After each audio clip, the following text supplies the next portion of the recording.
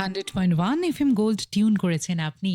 আর 100.1 FM gold tune করার সাথে, সাথে আজকের এই সময়টা মানে মঙ্গলবার আর ঠিক স্টুডিওর ঘড়ির যখন জানাচ্ছে যে ৯টা বেজে ৩০ মিনিট হয়ে গিয়েছে না? স্টুডিওর ঘড়ি ৯টা বেজে ৩২ মিনিট যদিও এখন।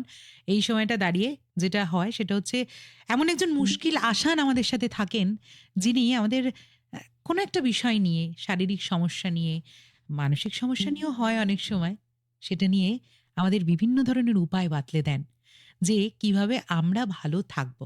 বিভিন্ন সমস্যার ডাক্তারবাবু আমাদের সাথে আসেন, ঠিক তেমনই আজকেরও রয়েছেন আমাদের সাথে স্টুডিওর এই প্রান্তে বিশিষ্ট অতিথি ডক্টর আশিস দত্ত, স্নায়ুরোগ বিশেষজ্ঞ প্রখ্যাত, এবং তার থেকে আজকে স্নায়ু রোগের বিভিন্ন খুঁটিনাটি তথ্য তো জানবই। আপনারা জানবেন, আপনারা আসবেন, সরাসরি কথা বলবেন আমাদের সাথে 22488025 এই নাম্বারে যেমন আপনারা আমাদেরকে ফোন করবেন, ঠিক তেমনই 9903059992। আর আরো একবার বলে দিই 22488085 এই নাম্বারে ফোন করবেন, এবং আরেকটা যে নাম্বারটা বললাম যে 9903059992 এই নাম্বারে কিন্তু আপনি হোয়াটসঅ্যাপ করবেন। আর যেটা করবেন, আমাদের ফেসবুক পেজে এই মুহূর্তে শুরু হয়ে গিয়েছে লাইভ, মানে 100.1 এফএম গোল্ডের পেজ থেকে যেমন লাইভ আপনারা সরাসরি দেখছেন, ঠিক তেমনই আকাশবাণী কলকাতার পেজ থেকেও কিন্তু সরাসরি লাইভ আপনারা দেখছেন। মৌসুমী রয়েছে আপনাদের সাথে, আর আপনি থাকবেন এই মাধ্যমগুলোর মাধ্যমে প্রশ্ন করতে পারেন। ডক্টর আশিস দত্ত, প্রখ্যাত স্নায়ুরোগ বিশেষজ্ঞ, আজকে আমাদের সাথে আছেন। স্বাগত জানাই আপনাকে। নমস্কার, নমস্কার শ্রোতা বন্ধু। আর প্রথমেই জিজ্ঞাসা করব যে স্নায়ুরোগ হলে মানুষের মধ্যে না একটা ভয় ভীতি থাকে কোথাও, যে আমি নার্ভের ওষুধ খাই বা আমার স্নায়ুরোগের অসুবিধা, এটা মানুষকে বলবো, মানুষ যদি বলবো যে, বা আশেপাশের লোকজনও যখন শোনে যে স্নায়ুরোগের কোনো প্রবলেমে ভুগছে, কোথাও না একটা হাসি ঠাট্টা শুরু হয়। এটা আসলে হওয়াটা কতটা ঠিক, বা আপনার কাছে যে বিভিন্ন ধরনের পেশেন্ট আসে, তাদের এই মানসিক যে সমস্যাটা, যে স্নায়ুরোগের ডাক্তার দেখাতে যাচ্ছি বাইরে বলব না, সেটা আপনি কিভাবে ট্রিট করেন? দেখুন, যেটা বললেন সেটা একদমই যে অনেকের মধ্যেই আছে যে আমার একটা স্নায়ুর সমস্যা হয়েছে বললে হয়তো আমরা অনেকটা একটু অন্যভাবে তাকাই, অন্যভাবে দেখি বা অন্যভাবে নিই জিনিসটাকে। কিন্তু এই স্নায়ুর যে নানা রকমের অসুখ আছে, আমাদের শরীরের আর ৫টা অন্যরকম অসুখের মতো এটাও একটা অসুখ। সো কখনো হয় আমরা কিন্তু অনেক সময় দেখেছি যে প্রেশার হলে তো আমরা কই লুকোই না। আমরা বলি যে হ্যাঁ, প্রেশারের ওষুধটা খাচ্ছি। অনেকে তো আবার সুগার হলে গর্বের সঙ্গে চায়ের দোকানে বলে আজ থেকে আর চায়ে চিনিটা দিস না, আমার সুগার ধরা পড়েছে। কিন্তু আমরা হয়তো স্নায়ুর অসুখ থাকলে সেটাকে অনেক সময়ে আমরা লুকোনোর চেষ্টা করি, সেটাকে আমরা খুব একটা বলতে চাই না, আমরা শেয়ার করতে চাই না। এখন দেখুন, এটা পুরোপুরি একটা ভ্রান্ত ধারণা। যেটা বললাম যে স্নায়ুর অসুখ আর ৫টা শারীরিক অসুখের মতোই আমাদের একটা অসুখ। এখন এখানে বলে রাখি যে স্নায়ুর অসুখ বলতে লোকের অনেকের ধারণা আছে এটা বোধহয় মানসিক অসুখ, হ্যাঁ? কোনো সাইকিয়াট্রিক বা কোনো মেন্টাল ডিসঅর্ডার কিনা, একদমই নয়।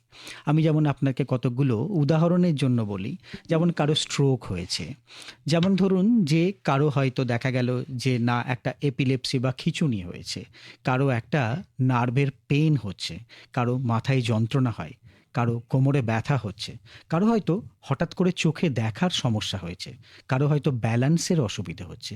এই যে বিবিধ স্নায়ুর সমস্যা রয়েছে, এগুলোও কিন্তু অন্য আর ৫টা অসুখের মতোই আর একটা অসুখ। তো এগুলোর জন্য দরকার যে তার জন্য যেটা চিকিৎসে সেটার ব্যবস্থা করা।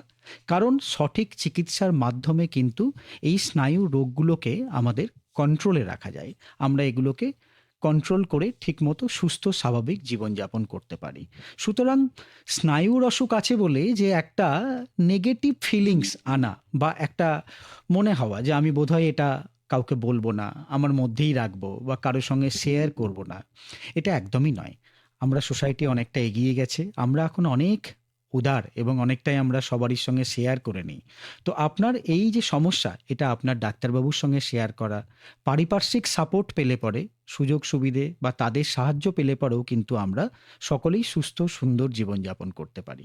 সো স্নায়ুর অসুখ নিয়ে মিথগুলোকে দূর করে আমরা কিন্তু সুন্দর চিকিৎসার মাধ্যমে আমরাও সুস্থ থাকতে পারি।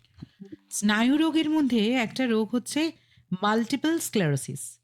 এই রোগটা নিয়ে আজকের একটু কথা বলবো আমরা। মাল্টিপল স্ক্লেরোসিস, এটা কেন হয়? গুড। দেখুন, মাল্টিপল স্ক্লেরোসিস হয়তো শব্দটা শুনে অনেকেই হয়তো মনে হচ্ছে কই তো শুনিনি এরকম একটা অসুখ। কমনলি আমরা শুনি যে মাথা যন্ত্রণা হচ্ছে, মৃগী হয়েছে, স্ট্রোক হয়েছে, নার্ভের ব্যথা হয়েছে, পা ঝিনঝিন করে এগুলো। মাল্টিপল স্ক্লেরোসিসও একটা নিউরোলজির বা স্নায়ুর অসুখ।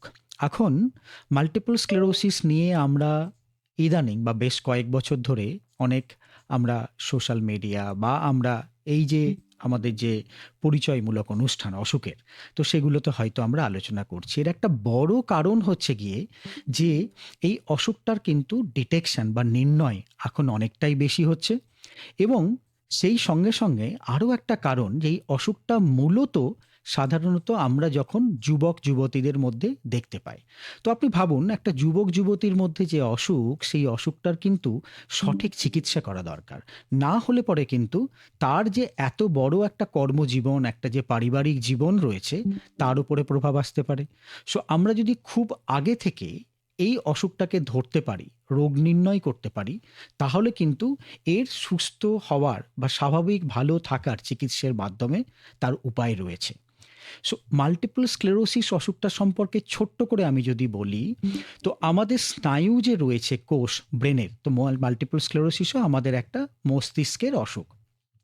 তো এই যে মস্তিষ্কে আমাদের যে নিউরন বা নার্ভ কোষ রয়েছে, এই নার্ভ কোষগুলো কিন্তু বেসিক্যালি আমাদের যেমন কপার ওয়্যার হয়, আমরা যে ইলেকট্রিক আসে এই যে কপার ওয়্যার, ঠিক অনেকটা তার মতো। সো আমাদের নার্ভের মধ্যেখানে একটা অ্যাকশন থাকে, ছোটবেলায় আমরা অনেকে 8-9 পড়েছি। আর এই নার্ভটার উপর একটা কভার থাকে, কোটিং, যাকে আমরা বলি মায়েলিন। এখন এই কোটিংগুলো কেন থাকে বলুন তো? এটাই ভেতরের যে আমাদের অ্যাকশন যেটা মেইন, সেটাকে প্রোটেক্ট করে। এবং আমাদের যে এই যে ইনফরমেশন, এই ধরুন আমি একটা গরম জায়গায় হাত দিলাম, পরক্ষণেই আমি কি করি? হাতটা সরিয়ে নিই। তাহলে একটা ইনফরমেশন ব্রেনে যায় যে জিনিসটা গরম, অ্যান্ড ব্রেন আমাকে একটা ইনফরমেশন দেয় যে হাতটা ওখান থেকে সরিয়ে নাও। তো এই যে এত তাড়াতাড়ি জিনিসটা ঘটছে, এর কারণ হচ্ছে গিয়ে এই যে মায়েলিন কভার আছে, এই কভারটা অ্যাকচুয়ালি আমাদের এই সিগন্যালটাকে এত ফাস্ট নিয়ে যেতে পারে। আগেকার দিনে চিঠি নিয়ে যেত না রানার, দৌড়ে হুম। দৌড়ে যেমন যেত, সেই রকম এই নার্ভ কোষগুলো এই মায়েলিনের মধ্যে ইনফরমেশনগুলো হপ করতে করতে যায়, লাফাতে লাফাতে যায়। তো সেই জন্য ওরা তাড়াতাড়ি পৌঁছয়। এবার এই মাল্টিপল স্ক্লেরোসিসে এই নার্ভের কোটিংটা চলে গেল। তো কোটিংটা চলে গেলে কি হলো? রানার আর দৌড়তে পারছে না। তো রানারকে তখন গড়িয়ে গড়িয়ে যেতে হবে। তো ইনফরমেশনটা অনেক দেরিতে পৌঁছচ্ছে। তো ইনফরমেশনটা অনেক দেরিতে পৌঁছানোর জন্যই আমাদের শরীরে কিছু আমরা সিম্পটম বা সাইন এগুলো আমরা দেখতে পাই। তো মাল্টিপল স্ক্লেরোসিসের মেইন জিনিসটাই হচ্ছে যে এটা মূলত আমাদের যে সেন্ট্রাল নার্ভাস সিস্টেম মানে ব্রেন, আর আমাদের যে সুষুম্নাকাণ্ড স্পাইনাল কর্ড আছে, আর চোখের নার্ভ অপটিক নার্ভ, এই তিনটে জায়গাকে ধরতে পারে। এবং এই কোডটা চলে যাওয়ার জন্য আমাদের, আমরা পরবর্তী আলোচনায় আসবো, আমাদের মধ্যে কিছু বহিঃপ্রকাশ দেখা যায়। সো এই অসুখটা কেন হয়, যেটা সব থেকে বেশি, দেখুন এটা একটা basically auto immune ডিসিজ। Auto immune কথাটার মানে বলতে গেলে বলতে হয় যে আমাদের প্রত্যেকের মধ্যেই ইমিউনিটি রয়েছে। ইমিউনিটি কেন রয়েছে? যাতে করে আমরা যে ফরেন অ্যান্টিজেন বা ধরতে পারেন একটা দেশের যেমন সেনা রয়েছে, সেরকম আমাদের বডিরও একটা সেনা রয়েছে, হ্যাঁ? তো এই সেনা হচ্ছে অ্যান্টিবডি, মানে যারা যদি দেখে যে শরীরে কোনো ফরেন অ্যান্টিজেন এসছে, সেটা জীবাণু হতে পারে, অন্য কিছু হতে পারে, তাকে ডেস্ট্রয় করে দাও, যাতে করে শরীর সুস্থ থাকে। এখানে হয় কি, ভুল করে অ্যান্টিবডিটা আমাদের নিজেদেরই ব্রেনের এই কোটিংটাকে মাইলিনটাকে নষ্ট করতে থাকে। সো এটা একটা অটো ইমিউন, মানে নিজেরই ইমিউনিটি নিজের এগেনস্টেই যুদ্ধ ঘোষণা করেছে। ধরতে পারেন আপনার বডিগার্ড আপনার এগেনস্টেই খেপে গেছে। তো সেই জন্যই আমাদের এই নার্ভ কোষের যে কভার সেটা আস্তে আস্তে নষ্ট হয়। আর নষ্ট হলেই তার বহিঃপ্রকাশ আমরা দেখতে পাই। এখন কি কেন হয় এই অটো ইমিউন অসুখটা? এটা অনেক সময় একেবারে নির্দিষ্ট কোনো কারণ নেই, বা কিছু কিছু ফ্যাক্টর রয়েছে যেখানে অনেক সময় এটার চান্স বা এটার হওয়ার প্রবণতা বেশি দেখা যায়। বেশ। ঠিক আমরা জানলাম যে এই যে মাল্টিপল স্ক্লেরোসিস এটা অ্যাকচুয়ালি কি, কিভাবে হয় এই সবকিছু জানলাম। কিন্তু আমাদের লিসনার রয়েছেন অপেক্ষায় 22488085 এ কে আছেন একটু শুনে নেব। নমস্কার। নমস্কার, বলুন। নমস্কার ডাক্তারবাবু। নমস্কার। বেহালা থেকে অনিমেষ ভট্টাচার্য বলছি। আচ্ছা ডাক্তারবাবু, এই যে মাল্টিপল স্ক্লেরোসিস, এটা কি বংশগত নাকি জন্মগত হতে পারে? আর এই যে মানুষ অসুখের কথা যেটা আপনি প্রথমে বললেন, মানসিক অসুখ কি মানে সারা জীবনই থাকে, মানে এটার জন্য কি সারা জীবনই ওষুধ খেয়ে যেতে হবে, নাকি একটা সময় পরে আর ওষুধ খাওয়ার প্রয়োজন হবে না? এগুলো যদি একটু বলেন ভালো হয়। নমস্কার। খুব, খুব গুরুত্বপূর্ণ। আমাদের প্রশ্নটা ছিল। একদম, একদম। অনিমেষবাবু প্রশ্নটা করে নিলেন। অনিমেষবাবু খুব গুরুত্বপূর্ণ কোয়েশ্চেন করেছেন। আমি ১ম এই আপনার কোয়েশ্চেন গুলোকে একটু ছোট, ছোট করে ভেঙে বলে দিই। ১ নম্বর হচ্ছে গিয়ে দেখুন মাল্টিপল স্ক্লেরোসিস অসুখটা জন্ম থেকে হয় না। কারণ এই যে বললাম এটা অটো ইমিউন। তো ইমিউনিটি যখন আপনার এই ব্রেনের যে কভারিংসটা রয়েছে, নিউরনের কভারিংস মায়েলিন অ্যাটাক করবে তখন হয়। মূলত এটা সাধারণত ২০ থেকে ৪০ বছর বয়সে আমাদের দেখতে পাওয়া যায়। এবং মহিলারা অনেক বেশি অ্যাফেক্টেড হয় দ্যান পুরুষদের থেকে। অলমোস্ট ধরতে পারেন যে ২ জন মহিলার অনুপাতে ১ জন পুরুষের এই অসুখ হয়ে থাকে। এবারে এটা এই বয়স ফ্রেমের মধ্যেই বেশি দেখা যায়। বাচ্চা বয়সেও মাল্টিপল স্ক্লেরোসিস হয়। আমরা বলি শিশুদের মাল্টিপল স্ক্লেরোসিস বা পিডিয়াট্রিক মাল্টিপল স্ক্লেরোসিস। বাট তার অনুপাত বা রেশিও খুব কম। এটা মূলত এই সময়ই হয়। এখন মহিলাদের কেন বেশি হয়? এটা তো সঙ্গে, সঙ্গে আরেকটা কোয়েশ্চেন এলো। একদম তাই। আমাদের দেখুন যে এটা না কিছু নয়, এটা ভাবনার কিছু নেই যে এটা বোধহয় কোনো অভিশাপ এলো বা এরকম কিছু নয়। এটা হচ্ছে গিয়ে কিছু অটো ইমিউন অসুখ আছে যেটা সাধারণত মহিলাদের মধ্যে একটু বেশি দেখতে পাওয়া যায়। আমি খুব একটা কমন এক্সাম্পল দিই। খুব সোজা। যেমন ধরুন থাইরয়েডের অসুখ। আপনি খেয়াল করে দেখবেন থাইরয়েডের অসুখের প্রবণতা মহিলাদের মধ্যে যত আছে পুরুষদেরও হয়, বাট একটু যেন বেশি, হ্যাঁ? তার কারণ থাইরয়েডের অসুখও অনেক সময় অটো ইমিউন অসুখ। এরকম এসএলই বলে একটা অসুখ আছে, লুপাস বলে। সেটাও মহিলাদের বেশি হয়। তো বেশ কিছু অটো ইমিউন অসুখ আছে যেটা মহিলাদের মধ্যে বেশি দেখতে পাওয়া যায়। সিমিলারলি এই মাল্টিপল স্ক্লেরোসিসও মহিলাদের মধ্যে বেশি দেখা যায়।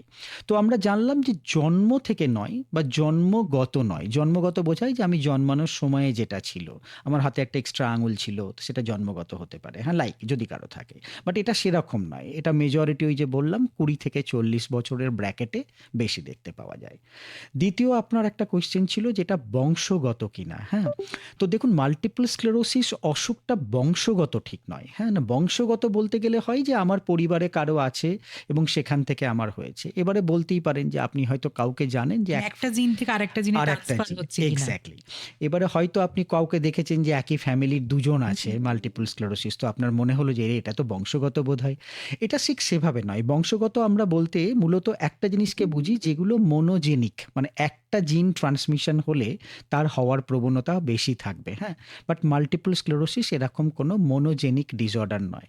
তবে একটা জিনিস দেখা যায় যে যদি মাল্টিপল স্ক্লেরোসিস কারো থাকে তাহলে অনেকে দেখা যায় যে সেই পরিবারের অনেকের মধ্যে হয়তো অন্য কোনো অটো ইমিউন ডিজিজ থাকতে পারে। এই যে বললাম না যে ইমিউন একটা অ্যাবারেশন, মানে আপনার যে রোগ প্রতিরোধ করার বা আপনার যে ইমিউনিটি, আপনার যে সৈনিক রয়েছে সে যে ক্ষেপে উঠে আপনাকেই কিছু করে বসলো, ক্ষতি করে বসলো। তো দেখা যায় যে পরিবারের মধ্যে হয়তো অন্য অটো ইমিউন ডিজিজ থাকলো। বাট আমরা এই এক কথায় যে জেনেটিক বলতে বুঝি সেটা এইরকম কোনো জেনেটিক অসুখ কিন্তু নয়। আর ৩ নম্বর আপনার ছিল রিগার্ডিং যে স্নায়ুঘটিত বা মানসিক সমস্যা কি সারা জীবন ওষুধ খেতে হবে কিনা বা এর কোনো নিরাময় আছে কিনা? দেখুন অনিমেষবাবু আমি ১ম এ বলি মানসিক অসুখ আর স্নায়ুঘটিত অসুখ না এই দুটো কমপ্লিটলি ডিফারেন্ট, হ্যাঁ?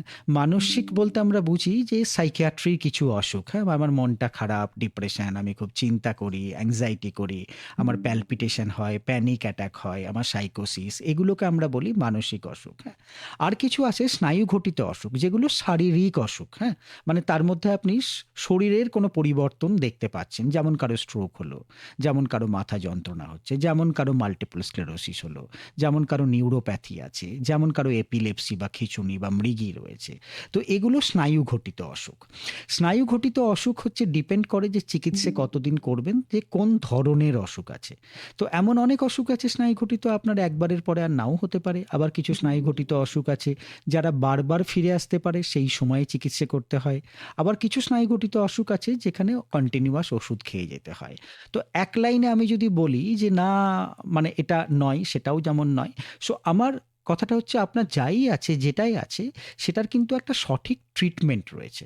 তো ট্রিটমেন্টটা হতে পারে যে আমার এটা কিওর হতে পারে, আরেকটা হতে পারে যে না আমি এটাকে ট্রিটেবল, মানে ট্রিট করলে আমি ভালো থাকতে পারি। বেশ। লিসনার কে আছেন আমাদের সাথে? সরাসরি চলে যাব। নমস্কার। হুম, আমি মহেশতলা থেকে দেবাশিস ঘোষ বলছি। বলুন। ডাক্তারবাবুকে আমার নমস্কার। নমস্কার। তো আমার পার্টিকুলার ৩টে কোয়েশ্চেন আছে। হুম, একটা হচ্ছে আমার নিজস্ব পেরিপ্লাস নিউরোপ্যাথি আছে।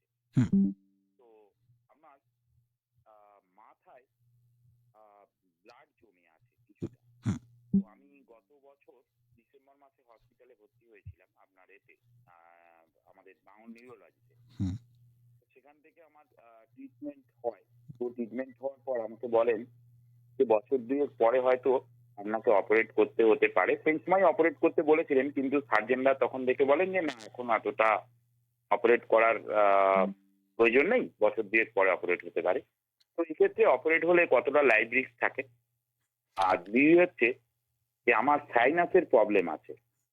যখনই একটু ঠান্ডা লাগলেই আমার সর্দি হয় এবং মাথা অসম্ভব যন্ত্রণা করে। এটা কি পরবর্তীকালে কোনো ওষুধের দ্বারা মানে ট্রিটমেন্ট করলে সেটা কি পুরোপুরি কিওর হবে, নাকি এই প্রবলেমটা থেকেই যাবে? আর তৃতীয় যেটা হচ্ছে, সেটা একটা নর্মাল কোশ্চেন, সেটা আমার এই অটিজম বলে, আমি অটিজমদের নিয়ে কাজ করছিলাম কিছুদিন। তো এই অটিজম সমস্যাটার সঙ্গে মাথার বা ব্রেনের কতটা সংযোগ আছে, আর এই অটিজম পেশেন্টরা কি পুরোপুরি কিওর হয় কোনো সময়? এই ৩টে প্রশ্নের উত্তর ডাক্তারবাবু যদি দেন তাহলে উপকৃত হব। নমস্কার। শুনতে থাকুন আপনি। আচ্ছা, আচ্ছা। গুড। আমি একটা করে আসি। আপনার ফার্স্ট কোয়েশ্চেন ছিল আপনার একটা পেরিফেরাল নিউরোপ্যাথি রয়েছে। দ্যাটস কল্ড পেরিফেরাল নিউরোপ্যাথি, মানে হাত পায়ের নার্ভগুলো ঝিনঝিন করা, হ্যাঁ? তো সেটা একটা নিউরোপ্যাথি কেন, কারণ সেটা দেখতে হয়। আমাদের কমন কারণের মধ্যে ডায়াবেটিস একটা। সো আপনার যদি ডায়াবেটিস আছে এট অল, তো তার জন্যও পেরিফেরাল নিউরোপ্যাথি হতে পারে। সেকেন্ড, এই কোশ্চেনের সঙ্গে আপনি বলেছেন আপনার মাথায় একটা রক্ত জমেছিল, হ্যাঁ? এখন দেখুন, এই রক্ত জমেছিল বললে খুব ব্রড বোঝায়, হ্যাঁ? মানে কী রকমের রক্ত, কোথায় ছিল, কিছু ডায়াগনোসিস নিশ্চয়ই হয়েছিল। সেটা সাবডুরাল হতে পারে, মানে মাথার সারফেসে থাকতে পারে, বা হতে পারে ব্রেনের মধ্যে কিছু হয়েছিল এরকম। আপনার কথা শুনে যেটা আমার মনে হলো সেটা সাবডুরাল মোস্ট লাইকলি হলেও হতে পারে, বা ব্রেনের মধ্যে ছোট ছোট রক্তপাত কিছু হতে পারে। যদি সার্জারি সে সময় দরকার না হয়ে থাকে, তো ন্যাচারালি আপনি ভালো আছেন, সুস্থ আছেন এবং সুস্থ থাকবেন, এটাই আমরা আশা করব। তো সুতরাং তার অপারেশনের তখন দরকার হয় না। যদি কোনো কারণে দেখা যায় যে এই রক্তপাতের জন্য আপনার শরীরে কোনো সিমটম দেখা দিয়েছে, যে যদি কোনো একদিকে অবশ হয়েছে, বা আপনার চিন্তা শক্তির ক্ষমতা কমে যাচ্ছে, বা খিঁচুনি হয়েছে, কোনো যদি কিছু হয়ে থাকে, তখন প্রশ্ন। সো এটা নিয়ে না খুব বেশি অযথা চিন্তা করবেন না যে এটা হবেই এরকমও কোনো তো মানে নেই। আমার মতে যেটা হয়েছিল, যদি আমি সঠিক জানতাম যে কি অসুখটার টার্মিনোলজিটা, তাহলে হয়তো আমি আরও ভালোভাবে আপনাকে আলোকপাত করতে পারতাম। বাট আমার মনে হয়েছে আপনার কথা শুনে এর মধ্যেই হবে। সো এটা নিয়ে অযথা চিন্তাভাবনা করে আমার মনে হয় যে খুব একটা লাভ নেই, মানে খুব একটা এক্ষুনি করতে হবে না। তবে অবশ্যই আপনি ডাক্তারবাবুর সঙ্গে তার ফলো আপে থাকবেন। আর একটা কোয়েশ্চেন ছিল আপনার, মনে হয় শেষটা অটিজম, আর একটা আপনার সেকেন্ড কোয়েশ্চেন ছিল, ইফ আই এম ফরগেটিং, যাই হোক আমি অটিজমটাই বলে হুম, দিই। একটা এটা বড় যে অটিজম নিয়ে আপনি কাজ করেন, শুনে খুব ভালো লাগলো। এরকম মানে লোকজন আজকাল খুব ভালো লাগে যারা এইসব নিয়ে কাজ করে, মানে এটা হচ্ছে সমাজে সত্যিই এগিয়ে আসার জিনিস। দেখুন, অটিজম অসুখটা একটা ব্রেনের অসুখ, আপনি যেটা জানতে চাইছিলেন, এটা ব্রেনেরই অসুখ, হ্যাঁ? এখানে হয় কি, আপনি তো কাজ করেন, আপনি জানেন এই যে শিশুরা, এই যে বাচ্চারা, এদের মধ্যে সোশ্যাল ইন্টারাকশনটা কম থাকে। এরা আই কন্ট্যাক্ট করে না, চোখের দিকে তাকিয়ে কথা বলে না। সোশ্যালি যে আমরা যেমনভাবে মিশি বা সেটা কম থাকে। এরা একই কাজ বারবার করতে থাকে, হয়তো বা আমরা একই হ্যান্ড ফ্ল্যাপ করে যাচ্ছে, হাতটা বাজিয়ে যাচ্ছে, এগুলো। তো এটাও না ব্রেনের থেকেই আসে, হ্যাঁ? এইবারে যেটা আপনার হয়তো মূলত মনে হয়েছে যে এদের সবারই তো অনেকেরই এমআরআইটা তো নর্মাল থাকে, সুতরাং গঠনগত কোনো পার্থক্য এদের মধ্যে তো থাকে না। যেটা থাকে সেটা হচ্ছে গিয়ে এদের মধ্যে যে ডিফারেন্ট ব্রেনের সার্কিট রয়েছে, তাতে যে আমাদের কেমিক্যাল হয়, তার কেমিক্যালের কিছু চেঞ্জেস থাকে। আপনি সুতরাং এটা ব্রেনেরই অসুখ। আপনি জানতে চেয়েছেন যে এর সত্যিই কোনো প্রতিকার রয়েছে কিনা। দেখুন, অটিজম অসুখটারও না একটা স্পেকট্রাম রয়েছে, মানে খুব কম অটিজম থেকে খুব বেশি অটিজম, আমি সোজা ভাষায় বললাম এরকম। তো যারা খুব কমের দিকে, তারা কিন্তু যদি প্রথম থেকে সেন্সারি ইন্টিগ্রেশন করানো যায়, এটা একটা থেরাপি বলতে পারেন, তারা কিন্তু অনেকটাই সমাজের মূল স্রোতেই থাকবেন। আর যাদের একটু সিভিয়ার থাকে, তাদের জন্য ইন্টিগ্রেশন করতে হয়। তারা হয়তো এতটা পারফরম্যান্স না পারলেও কিছু, কিছু জিনিস হয়তো নিজের মতো করে নিতে পারেন, খুব সিভিয়ার না থাকলে। অটিজমে যদি এপিলেপসি বা মৃগী থাকে সেটাকে অবশ্যই চিকিৎসা করতে হবে। কারণ মৃগীটা কন্ট্রোল থাকলে এরা অনেকটা ভালো থাকে, ব্রেনটা অনেকটা ভালো ডেভেলপ করতে থাকে। সো এদের চিকিৎসার পদ্ধতিটা হচ্ছে একজন নিউরোলজিস্ট লাগবে, এদের সেন্সরি ইন্টিগ্রেশন করানো, হয়তো যদি দেখা যায় যে খুব বেশি উত্তেজিত থাকছেন সেটাকে কন্ট্রোল করা, সেগুলো করা। এইগুলো যদি আমরা এগোতে পারি ধাপে, ধাপে, তাহলে পরে কিন্তু এরা অনেকেই ভালো হতে পারে। আরেকটা আপনি তো কাজ করেন, আপনি খেয়াল করে দেখবেন অনেক অটিজম বাচ্চার মধ্যে না খুব সুন্দর অন্য কোনো একটা প্রতিভা থাকে। কেউ হয়তো খুব ভালো আঁকে। কারণ এরা যেহেতু এনভায়রনমেন্টের ডিস্ট্রাকশনস থেকে দূরে থাকে, তো এরা খুব ভালো এই কাজটা করতে পারে। তো তাকে সেই কাজটাকে আরো ভালো করে ডেভেলপ করানো। তো এটা করলে কিন্তু অটিজম সুস্থ হয়ে যাবে, সেরে যাবে বলব না, বাট অটিজমের প্রকারভেদে ভালো থাকা যায়। ফোন আসছে আমাদের পরপর। ওনার আরেকটা প্রশ্ন ছিল। সেই হুম। প্রশ্নটা হ্যাঁ, যদি তিনি চান আরো একবার এসে প্রশ্নটা হ্যাঁ, করতে হ্যাঁ, পারেন। বলুন। তবে এই মুহূর্তে কে আছেন আরো একবার দেখে নেব আমাদের সাথে ফোনে। নমস্কার। হ্যালো, নমস্কার। বলুন। মৌসুমীদি নমস্কার, নমস্কার। ডাক্তারবাবুকে নমস্কার। নমস্কার। হুম, বলছি কি ডাক্তারবাবু, আমি বেলদা থেকে লক্ষ্মী মজুমদার বলছি। ডাক্তার, আমার না ডান পায়ের 10 আঙ্গুলের মানে অবশ, অবশ মানে মনে হয় কি আমার পায়ের মাঝে মনে হয় কি আঙুলটা নেই। মাঝে মাঝে আমি আঙুলের মধ্যে চিমটি দিই, আর সেই আঙুলটা ডলাডলি করি, কিন্তু কেন অবশ সেইটাই আমি জানতে চাইছি ডাক্তারবাবুকে। আপনি যদি বলেন তাহলে সুবিধা। আপনার বয়সটা একটু বলবেন। এই 65 বছর বয়স। আচ্ছা, আরেকটা জিনিস জেনে নিই, আপনার কি সুগার আছে? না, আমার সুগার নেই, প্রেশারও মানে কম। সুগার আমি পরীক্ষা করেছি, একদমই সুগার নেই। আচ্ছা, আচ্ছা, আচ্ছা, আচ্ছা। শুনলাম। দেখুন, শুধু যদি আপনার শুধু ডান দিকের পায়ের একটা আঙুল অবশ লাগছে না, তাহলে অনেক সময় হয় কি আমাদের যে আঙুলের যে নার্ভ থাকে তাকে আমরা বলি ডিজিটাল নার্ভ, হ্যাঁ? তো অনেক সময় তার একটা অসুখ হয়, একে আমরা বলি ডিজিটাল নিউরোপ্যাথি, পেরিফেরাল নিউরোপ্যাথির একটা পার্ট ধরতে পারেন। একটু আগেই উনি পেরিফেরাল নিউরোপ্যাথি হ্যাঁ, যেমন বললেন, পেরিফেরাল নিউরোপ্যাথি পুরো পা জুড়েও হতে পারে, আর ডিজিটাল নিউরোপ্যাথি হলে পরে শুধু ওই যে আমাদের আঙুলের ডিজিট বলে, মানে একটা আঙুলকে একটা ডিজিট ধরুন, তো তার নার্ভের এফেক্ট হয়। এর অনেক কারণ হতে পারে মা। তো এই জন্য যেটা দরকার না, যে অবশ্যই যদি এটা হয়ে থাকে তাহলে পরে আপনি একজন কোনো নিউরোলজিস্ট বা স্নায়ু রোগের একটা পরামর্শ নিন। তিনি ওই নার্ভ টেস্ট করেও প্লাস আরও কিছু পরীক্ষা করে বলে দিতে পারবেন যে নার্ভটা অ্যাফেক্টেড হয়েছে কিনা আর তার কারণটা কি, সেটা কিন্তু চিকিৎসাযোগ্য। সুতরাং আমি আপনাকে রিকোয়েস্ট করব বা বলবো আপনি একবার কাউকে দেখিয়ে নিন, দেখিয়ে নিলে আমার মনে হয় এই প্রবলেমের আপনি সমাধান পেয়ে যাবেন। চলে যাই ফোনে কে আছেন সরাসরি আমাদের সাথে। আমাদের সাথে আছেন ডক্টর আশিস দত্ত, স্নায়ুরোগ বিশেষজ্ঞ। নমস্কার। নমস্কার দিদি ভাই, নমস্কার ডাক্তার। নমস্কার। অনুষ্ঠান হচ্ছে শুনছি, তা আমার একটা অসুবিধা আছে। আমার সহধর্মিনীর বয়স 62 বছর। হুম, ওনার মানে বসে থাকতে থাকতে মানে নিজে নিজেই আপন মনে কোনো কিছু বলে যাচ্ছেন। তা আমি কি জিজ্ঞেস করতে বলছি, আমি নিজের মনে বলছি। আর চট করে রেগে যায়। আর এই কোনো চাটা দিতে গেলে এই হাত না কাঁপে, থরথর থরথর। এখন পর্যন্ত মানে কোনো ওষুধ খায়নি। তো এটা কি হয়েছে ডাক্তারবাবু, একটু বললে ভালো হয়। নমস্কার। নমস্কার, নমস্কার। আমি আসছি। আপনি ২-৩টে সিম্পটম বলেছেন যে যেটা হয় ম্যাডামের, সেটা হচ্ছে গিয়ে যে চুপচাপ বসে থাকতে, থাকতে উনি কথা বলেন। এটাকে আমরা বলি সেলফ মাটারিং, মানে নিজে, নিজেই একই জিনিস কিছু জিনিস বলতে থাকা, হ্যাঁ? এটা হতে পারে ২ টো জিনিস, অনেকটা অবচেতনে হতে পারে। মানে উনি কিছু এত ভাবছেন না বাট বলে চলেছেন বা এরকম কিছু। আরেকটা অনেক সময় হয় যে উনি হয়তো কোনো জিনিস নিয়ে খুব গভীর চিন্তাভাবনা করতে, করতে সেই জিনিসটাকে নিয়ে হয়তো বলে চলেছেন। তো এটা দেখা দরকার। সেকেন্ড হচ্ছে আপনি বললেন এই যে উনি রেগে যান মাঝে মধ্যে। সুতরাং উনার ইদানিং বিহেভিয়ারেও কিছু চেঞ্জ হয়েছে। তো যে মানুষটি সতত একদম চুপচাপ থাকতেন, তার হঠাৎ করে রেগে যাওয়া, তার হঠাৎ করে সেলফ মাটারিং হওয়া, এগুলো কিন্তু দেন দেখতে হয় যে কেন হয়েছে, হ্যাঁ? অনেক সময় আমরা এর জন্য একটা সাহায্য নেই, সেটাকে বলে সাইকোমেট্রি করি আমরা। সাইকোমেট্রি করলে বেরিয়ে যায় যে সাবকনশিয়াস মাইন্ডে কি চলছে, হ্যাঁ? হয়তো উনি বাইরে নিজেও বুঝতে পারছেন না যে কি হচ্ছে, বাট সাবকনশিয়াস মাইন্ডটাকে রিড করলে তখন বোঝা যায় যে কি চলছে। তো চিকিৎসা করলে হবে কি, তখন এই রাগটাও কমে যাবে, আবার সেলফ মাটারিংটাও কমে যাবে। আর তার সঙ্গে আপনি বললেন হাত কাঁপে। এই হাত কাঁপা জিনিসটা না মানে বেশ কমন, হ্যাঁ? এর বেশ কিছু কারণ আছে। যেমন ধরুন, খেয়াল করে দেখতে হবে যে উনার পরিবারে মানে উনার ভাই, বোন, বাবা, মা কারো হাত কাঁপতো কিনা? সেকেন্ড হচ্ছে গিয়ে যে হাতটা কি শুধু চায়ের কাপ, জলের গ্লাস বা কাউকে চা দিচ্ছেন তখন কাঁপছে? না হাতটা যখন কোলের ওপরে আছে তখনও কাঁপছে? তো এগুলোর প্রকারভেদ রয়েছে। আবার ধরুন অ্যাংজাইটিতেও কারো হাত কাঁপতে পারে। উনি যেহেতু সহজেই রেগে যাচ্ছেন বললেন, আগে এরকম ছিলেন না। উনি কিছু সেলফ মাটার করেন মানে নিজে বলেন এবং তার সঙ্গে হাত কাঁপে। তো পুরো জিনিসটাই আমরা যদি একটা আ আ আ অ্যানালিসিস করি তাহলে পরে কিন্তু বেরিয়ে যাবে। এবারে হাত কাঁপাটা যদি হয় যে না উনার শুধু চায়ের কাপ দিলেই বা জলের গ্লাস ধরলে হয়, বাট এমনি কোনো রেস্ট যখন আছে তখন কাঁপছে না।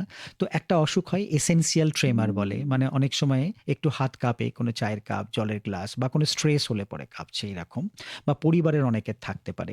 তাহলে এর কিন্তু চিকিৎসা রয়েছে। সুতরাং পুরো জিনিসটার দুটো পার্ট, যে এই ট্রেমারটা যেটা হচ্ছে সেটাও কি উনার যে বাকি প্রবলেমটা রয়েছে তার পার্ট কিনা, না না দুটো আলাদা একটু ডিস্টিংক্ট, এটা কিন্তু দেখা দরকার। এটা একটু ডাক্তারবাবুর কাছে গেলেই সলভ হয়ে যাবে। এটা নিয়ে খুব চিন্তিত হওয়ার দরকার নেই, বাট আমি বলবো একবার দেখিয়ে নিন, তাহলেই আবার উনি আবার আগের মতো ফিরে যাবেন সুন্দর। ফোনে কে আছেন আমাদের সাথে? হ্যালো, বলুন, আমি মহেশতলা জগন্নাথনগর থেকে বিশ্বনাথ মন্ডল বলছি। বলুন। আমার বয়স ৭৫ বছর বয়স। হুম, আমার প্রেশার ১৩৭ আর ৭৭। হুম। তো আমার নার্ভের সমস্যা বলতে, আমি যদি ওই কাপ প্লেট ধরে চা নিয়ে হাত যাচ্ছি কাঁপে। তখন হাত কাঁপে। ঠিক এই আচ্ছা, কথাটাই হচ্ছিল। হুম। আচ্ছা, এবারে সাইকেল চালাতে হয়তো বাঁ পায়ের শিরাটা হাঁটুর কাছে সরে গেল, তখন যন্ত্রণা হচ্ছে, সাইকেল চালাতে পারছি না। তখন একটা পা একটু নাড়ালাম, নাড়াতে যে পাটা যন্ত্রণা ওই সরে গেছিল সেটা আবার ঠিক হয়ে গেল, শিরাটা বসে গেল। তখন আবার সাইকেল চালাতে আরম্ভ করলাম। আবার হয়তো এরকম চালাতে হয়তো ডান পায়ে হচ্ছে, এইরকম হচ্ছে। এইটা কেন হয়, কি কারণ হয় একটু বললে ভালো হয়। আর কি ওষুধ খেলে ভালো হবে বা কোন ডাক্তারের কাছে গেলে ঠিকঠাক হবে কিনা একটু বললে ভালো হয়। আপনার নামটা আমি আরেকবার একটু কিন্তু বলুন। যোগ ব্যায়াম করি সকালে, আর বিকেলে আবার জিমও করি, আপনার নামটা একবার রান্নাঘরে একটু করি, বলুন। সব করি। আমার নাম বিশ্বনাথ মন্ডল। ঠিক আছে, আপনি শুনতে থাকুন। আমাদের কাছে এই মুহূর্তে একটা WhatsApp এর প্রশ্ন রয়েছে। সেই প্রশ্ন দিয়েই শুরু করছি আমাদের এই সেগমেন্টটা। সেটা হচ্ছে বলছেন দত্তপুকুর থেকে শুভ দত্ত, বয়স ৩০। বলছেন, "আমি আ আমার কিছু শারীরিক এবং মানসিক সমস্যা নিয়ে আপনার পরামর্শ চাই। গত ৩ বছর ধরে আমার হাত খুব কাঁপে। এর পাশাপাশি আমার শর্ট টার্ম মেমোরি খুব সমস্যা হচ্ছে। হঠাৎ করে কিছু শুনলাম বা ভাবলাম যে একটা কাজ করব, কিন্তু একটু পরেই সেটা বেমালুম ভুলে যাই। সবথেকে আশ্চর্যের বিষয় হলো যে কথাগুলো আমার মনে রাখা দরকার সেগুলো একদম মনে থাকছে না। কিন্তু যেগুলো মনে রাখতে চাই না বা অপ্রয়োজনীয় সেগুলো ঠিক মাথায় থাকে। মাত্র ৩০ বছর বয়সে আমার এমন হাত কাঁপা আর ভুলে যাওয়ার সমস্যা কেন হচ্ছে এবং এর থেকে সুস্থ হওয়ার উপায় কি যদি একটু বলেন?" শুভ দত্ত, দত্তপুকুর থেকে। আচ্ছা, শুভবাবু, আমি আগের জন্যও যেরকম বলেছিলেন উনি একটু বয়স্ক ছিলেন, উনারও হাত কাঁপে বলেছিলেন। হুম। আমি আপনারটা ১ম এ একটুখানি বিশ্বনাথ করেক্ট বাবু করে দিই। ফোন বিশ্বনাথ করেছিলেন। বাবু বলেছিলেন। হ্যাঁ, দেখুন হাত কাঁপা ব্যাপারটা আমি যেটা আগেও বললাম, এটা খুব কমন অসুখ, হ্যাঁ, একটা। তো মূলত ২ ধরনের আমাদের ট্রেমার বা হাত কাঁপে। এক হচ্ছে আপনি হাত রেস্টে রেখেছেন তখন কাঁপছে। আরেকটা হতে পারে আপনি কোনো জিনিস ধরছেন বা কোনো কিছু ধরুন চায়ের কাপ, গ্লাস, প্লেট এগুলো ধরছেন। তো তখন বা লিখতে গিয়ে একটু হাত কাঁপলো, চেক সাইন করতে গিয়ে হাত কাঁপলো, এরকম হতে পারে। তো এই যে কিছু ধরতে গিয়ে হাত কাঁপা, এগুলোকে আমরা পশ্চুরাল মানে একটা পার্টিকুলার পশ্চারের ট্রেমারটা হচ্ছে বলে পশ্চুরাল ট্রেমার বলি। এর একটা বড় কারণ হচ্ছে গিয়ে যে একটা এসেনশিয়াল ট্রেমার যেটা বলছিলাম, যেখানে দেখা যায় যে অনেকের বংশের মধ্যে রয়েছে ইদার হাতটা কাঁপে অথবা কারো হয়তো বংশে মাথাটা কাঁপে, একটুখানি টিকটিক করে নড়ে, হ্যাঁ, এরকম। তো এ নিয়ে এর একদম প্রকৃত চিকিৎসা রয়েছে। এ নিয়ে খুব চিন্তিত হওয়ার দরকার নেই। যদি আপনার মনে হয় যে আপনার হাতটা কাঁপে এরকম জিনিস ধরতে গেলে, তাহলে পরে অবশ্যই কোনো একজন স্নায়ুরোগের বিশেষজ্ঞের কাছে যান এবং গিয়ে তাকে এই কথাগুলো বললে পরে তিনি আপনাকে ক্লিনিক্যালি দেখে এই অসুখের ডায়াগনোসিস করতে পারবেন। এবারে একই রকমভাবে আরও কিছু অসুখ কিন্তু ম্যানিফেস্ট করতে পারে। যেমন অনেক সময় দেখা যায় যে থাইরয়েড হরমোনটা যদি বেড়ে যায়, তাহলেও কিন্তু একটু হাতে মৃদু কম্পন হতে পারে। আবার ধরুন খুব চিন্তার মধ্যে আছেন, খুব অ্যাংজাইটির মধ্যে আছেন, আপনি একটা ইন্টারভিউ দিতে ঢুকছেন, তখন দেখবেন একটু হাত পায়ে অনেকে শেকিং হয়। অনেকে স্টেজে উঠে পারফর্ম করতে গিয়ে একটু শেক করে। তো সেই জন্য খুব স্ট্রেইন বা অ্যাংসাস থাকলে তাহলেও কিন্তু একটু আধটু হাত কাঁপতে পারে। তো আপনার এই হাত কাঁপার সঙ্গে মূলত আরও একটা জিনিস আপনি বলেছেন যে আপনি ভুলে যাচ্ছেন, হ্যাঁ? তো দেখুন ৩০ বছর বয়সে শুভবাবু না এই যে ভুলে যাওয়ার যে ডিমেনশিয়া ইউজুয়ালি ৩০ বছর বয়সে হয় না, হ্যাঁ? ইউজুয়ালি কমন ডিমেনশিয়া যেগুলো আসে সেগুলো আমরা যেগুলো কমন দেখি মানে অ্যালঝেইমার ডিমেনশিয়া বলি আমরা যেমন, বা ভ্যাসকুলার মানে ব্রেনে যে স্ট্রোক হয়ে হলো বা আরও অনেক রকমের রয়েছে, আমি আসছি না টার্মিনোলজিতে, বাট এগুলো সাধারণত আরও একটু পরে দেখা যায়। হ্যাঁ, আপনি এটা এক্সক্লুসিভলি কি হয়ই না? হয়, বাট এই বয়সে দেখুন এই ডিমেনশিয়াগুলো হয় না। এবং টিপিক্যালি আপনি যেগুলো বলেছেন না যে এই কিছু অপ্রয়োজনীয় জিনিস মনে থাকে কিন্তু প্রয়োজনীয় জিনিসটা মনে রাখতে পারি না, হ্যাঁ, ঠিক জিনিসটা হচ্ছে না ওই প্রয়োজনীয় জিনিসটা আপনি হয়তো তত মন দিয়ে শোনেন না, আর অপ্রয়োজনীয় জিনিসটা হয়তো খুব মন দিয়ে শুনেছেন। তো এটা পুরোটাই ডিপেন্ড করে যে আপনি কতটা অ্যাটেনশন দিয়েছেন পার্টিকুলারলি একটা কথা শোনার জন্য। আমরা খুব কমনলি দেখি, দেখুন অনেকেই আমরা হয়তো বাড়ি থেকে বেরোচ্ছি, তো বাড়ি থেকেও হয়তো মানে গৃহিণী বলল যে মনে রেখো কিন্তু এটা আনতে হবে, হ্যাঁ? তা আপনি হয়তো তখন অফিস নিয়ে ভাবতে ব্যস্ত, তো ফেরার পথে হয়তো আপনি ওটা আনতে গিয়ে দেখলেন ভুলে গেছেন। এর মানেই কিন্তু নয় যে আপনার ডিমেনশিয়া হয়েছে, কারণ আপনি না ওই কথাটা শোনার সময় অত মন দিয়ে হয়তো শোনেননি, হ্যাঁ? তো সেই জন্যে হয়তো ভেবেছেন হয়ে যাবে, বা আরও একটা তো ব্যাকআপ রয়েছে, একবার ফোন করে জেনে নেব। তো আপনি যদি অ্যাটেনশন না দেন তাহলে পরে কিন্তু একটা ভুলে যাওয়ার প্রবণতা থাকবে।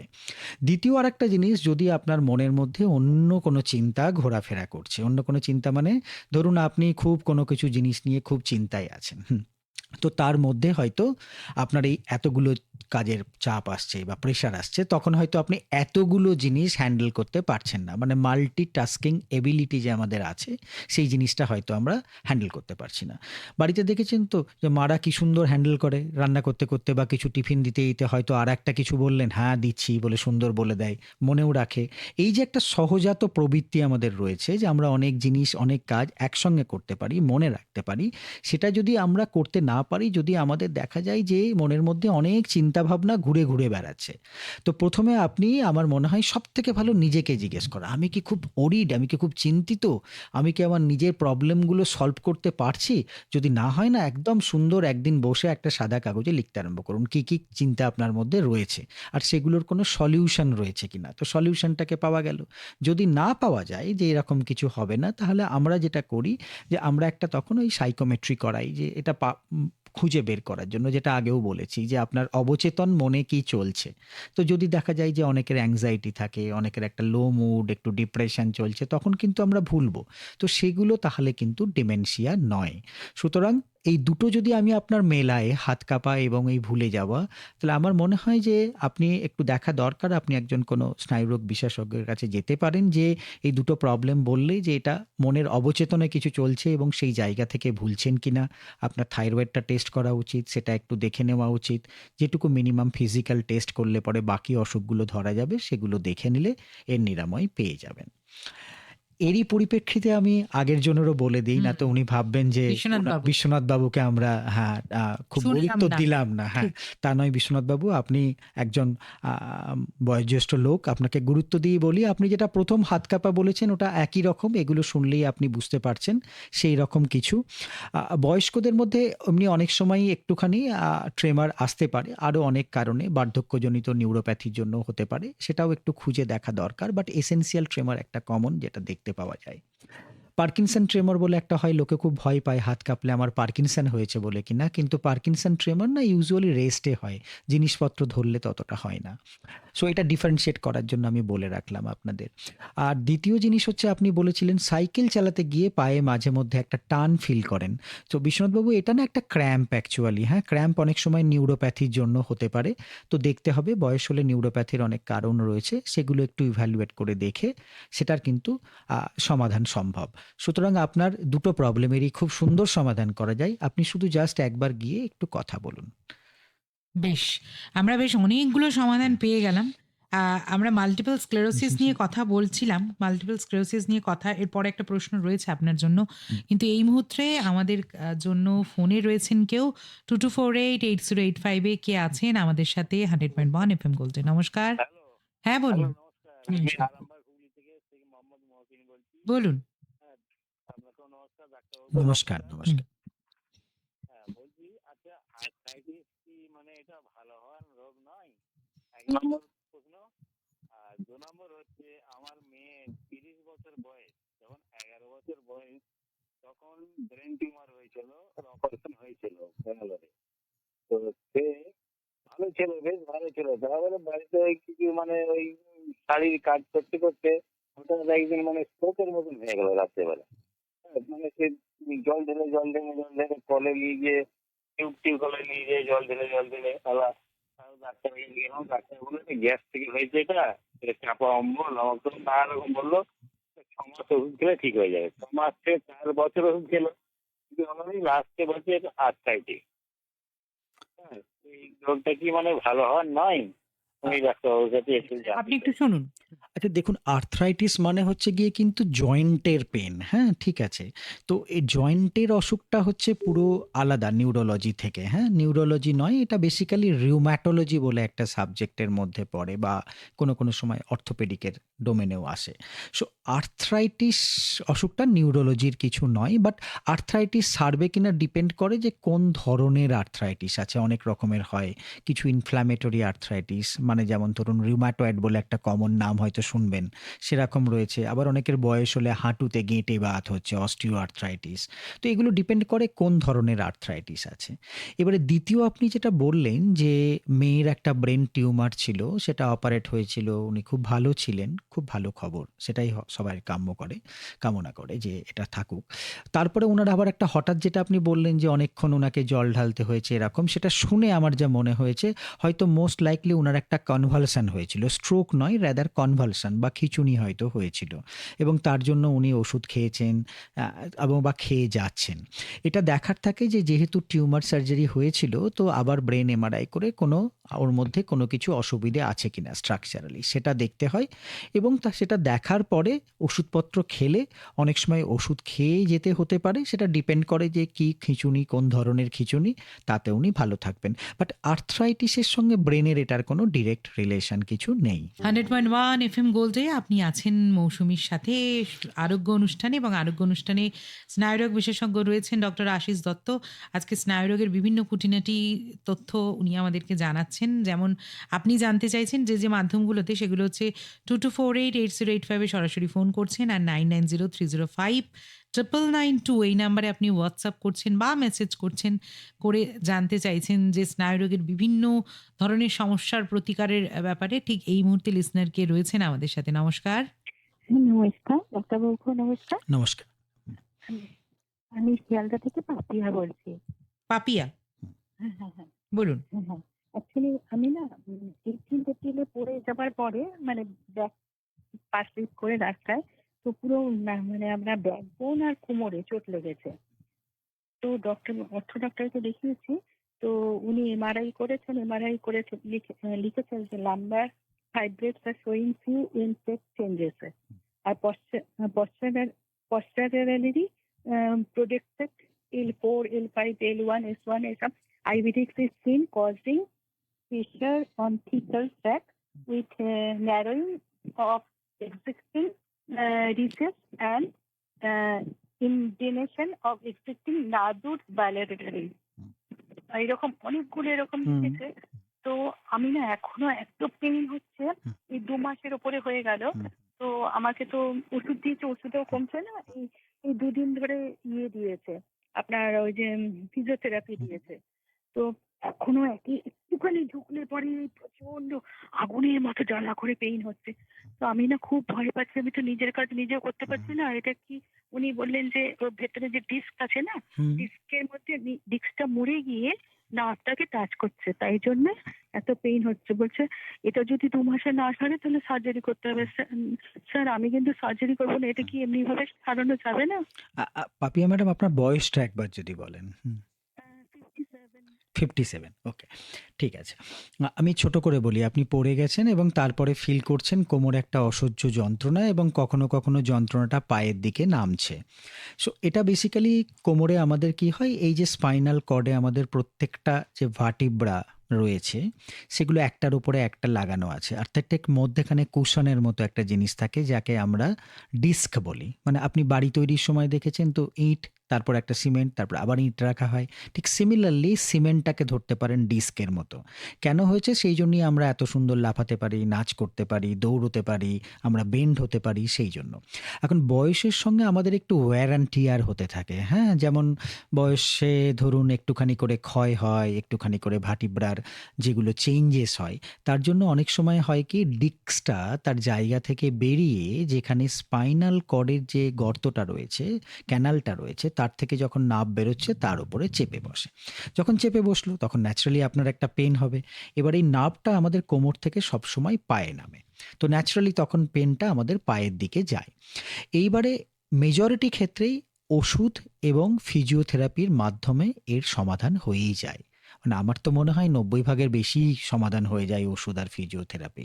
খুব কম জনেরই ক্ষেত্রে অপারেশন লাগে এবং সেটাও ডিপেন্ড করে যে অপারেশনের কতগুলো ক্রাইটেরিয়া আছে, যে কতটা নার্ভের কম্প্রেশন হয়েছে বা আপনার মধ্যে কী কী চেঞ্জেস আছে ক্লিনিক্যালি, বা ওই যে বললাম গর্তটা কতটা ন্যারো হয়ে গেছে তার উপরে। সুতরাং এগুলোকে দেখে এবং আপনাকে দেখে সেটা ডিসাইড করা হয়। তবে যেটা জিনিস আপনি যে বললেন যে অপারেশন আপনি চাইছেন না বা অপারেশনে একটা ভয় ভীতি রয়েছে, দেখুন অপারেশন সবারই লাগে না, যেটা বললাম। সো একটু ধৈর্য ধরে ভালো করে ওষুধ খেলে এবং তার সঙ্গে যদি ব্যায়াম করা যায় তাহলে অনেক সময় এর সমাধান পাওয়া যায়। অনেক সময় দেখা যায় যে পেনটা ইনিশিয়ালি খুব বেশি থাকে, তখন অনেক সময়ে আমরা রুট ব্লক বলে একটা জিনিস, মানে যে নার্ভটার উপরে কম্প্রেশন হচ্ছে তাকে যদি আমি ব্লক করে দিই, তো সেটা একটা ইঞ্জেকশন দিয়ে ব্লক করা যায় কোমরে, সেটা করে দিলে পেনটা তখন কমে যায়। এবার আপনি আস্তে আস্তে ফিজিওথেরাপি করলে ওই ডিস্কটা আবার নিজের জায়গায় ফেরত আসতে পারে। সুতরাং মেজরিটি ক্ষেত্রে কিন্তু অপারেশনের দরকার হয় না। কিছু কিছু ক্ষেত্রে দরকার অবশ্যই হয়, সেটার ইন্ডিকেশন রয়েছে। সেটা যদি না থাকে তাহলে ডাক্তারবাবু নিশ্চয়ই আপনাকে সেটা বলেছেন এবং ওষুধ ফিজিওথেরাপির মাধ্যমে আমার মনে হয় আপনার নিরাময় সম্ভব। বাট এটা পুরোটাই ডিপেন্ড করবে যে আপনার ক্লিনিক্যালি কোনো নিউরোলজিক্যাল কোনো ডেফিসিট আছে কিনা, আর এমআরআইটাকেও তার সঙ্গে ম্যাচ করে কিনা তার ওপরে। যদি সেখানে কোনো সিভিয়ার কিছু থাকে তবেই অপারেশন, আর না হলে পরে একটু ধৈর্য রেখে একটু ওষুধ ব্যায়াম করলে কিন্তু সময়ের সঙ্গে সেরে যায়।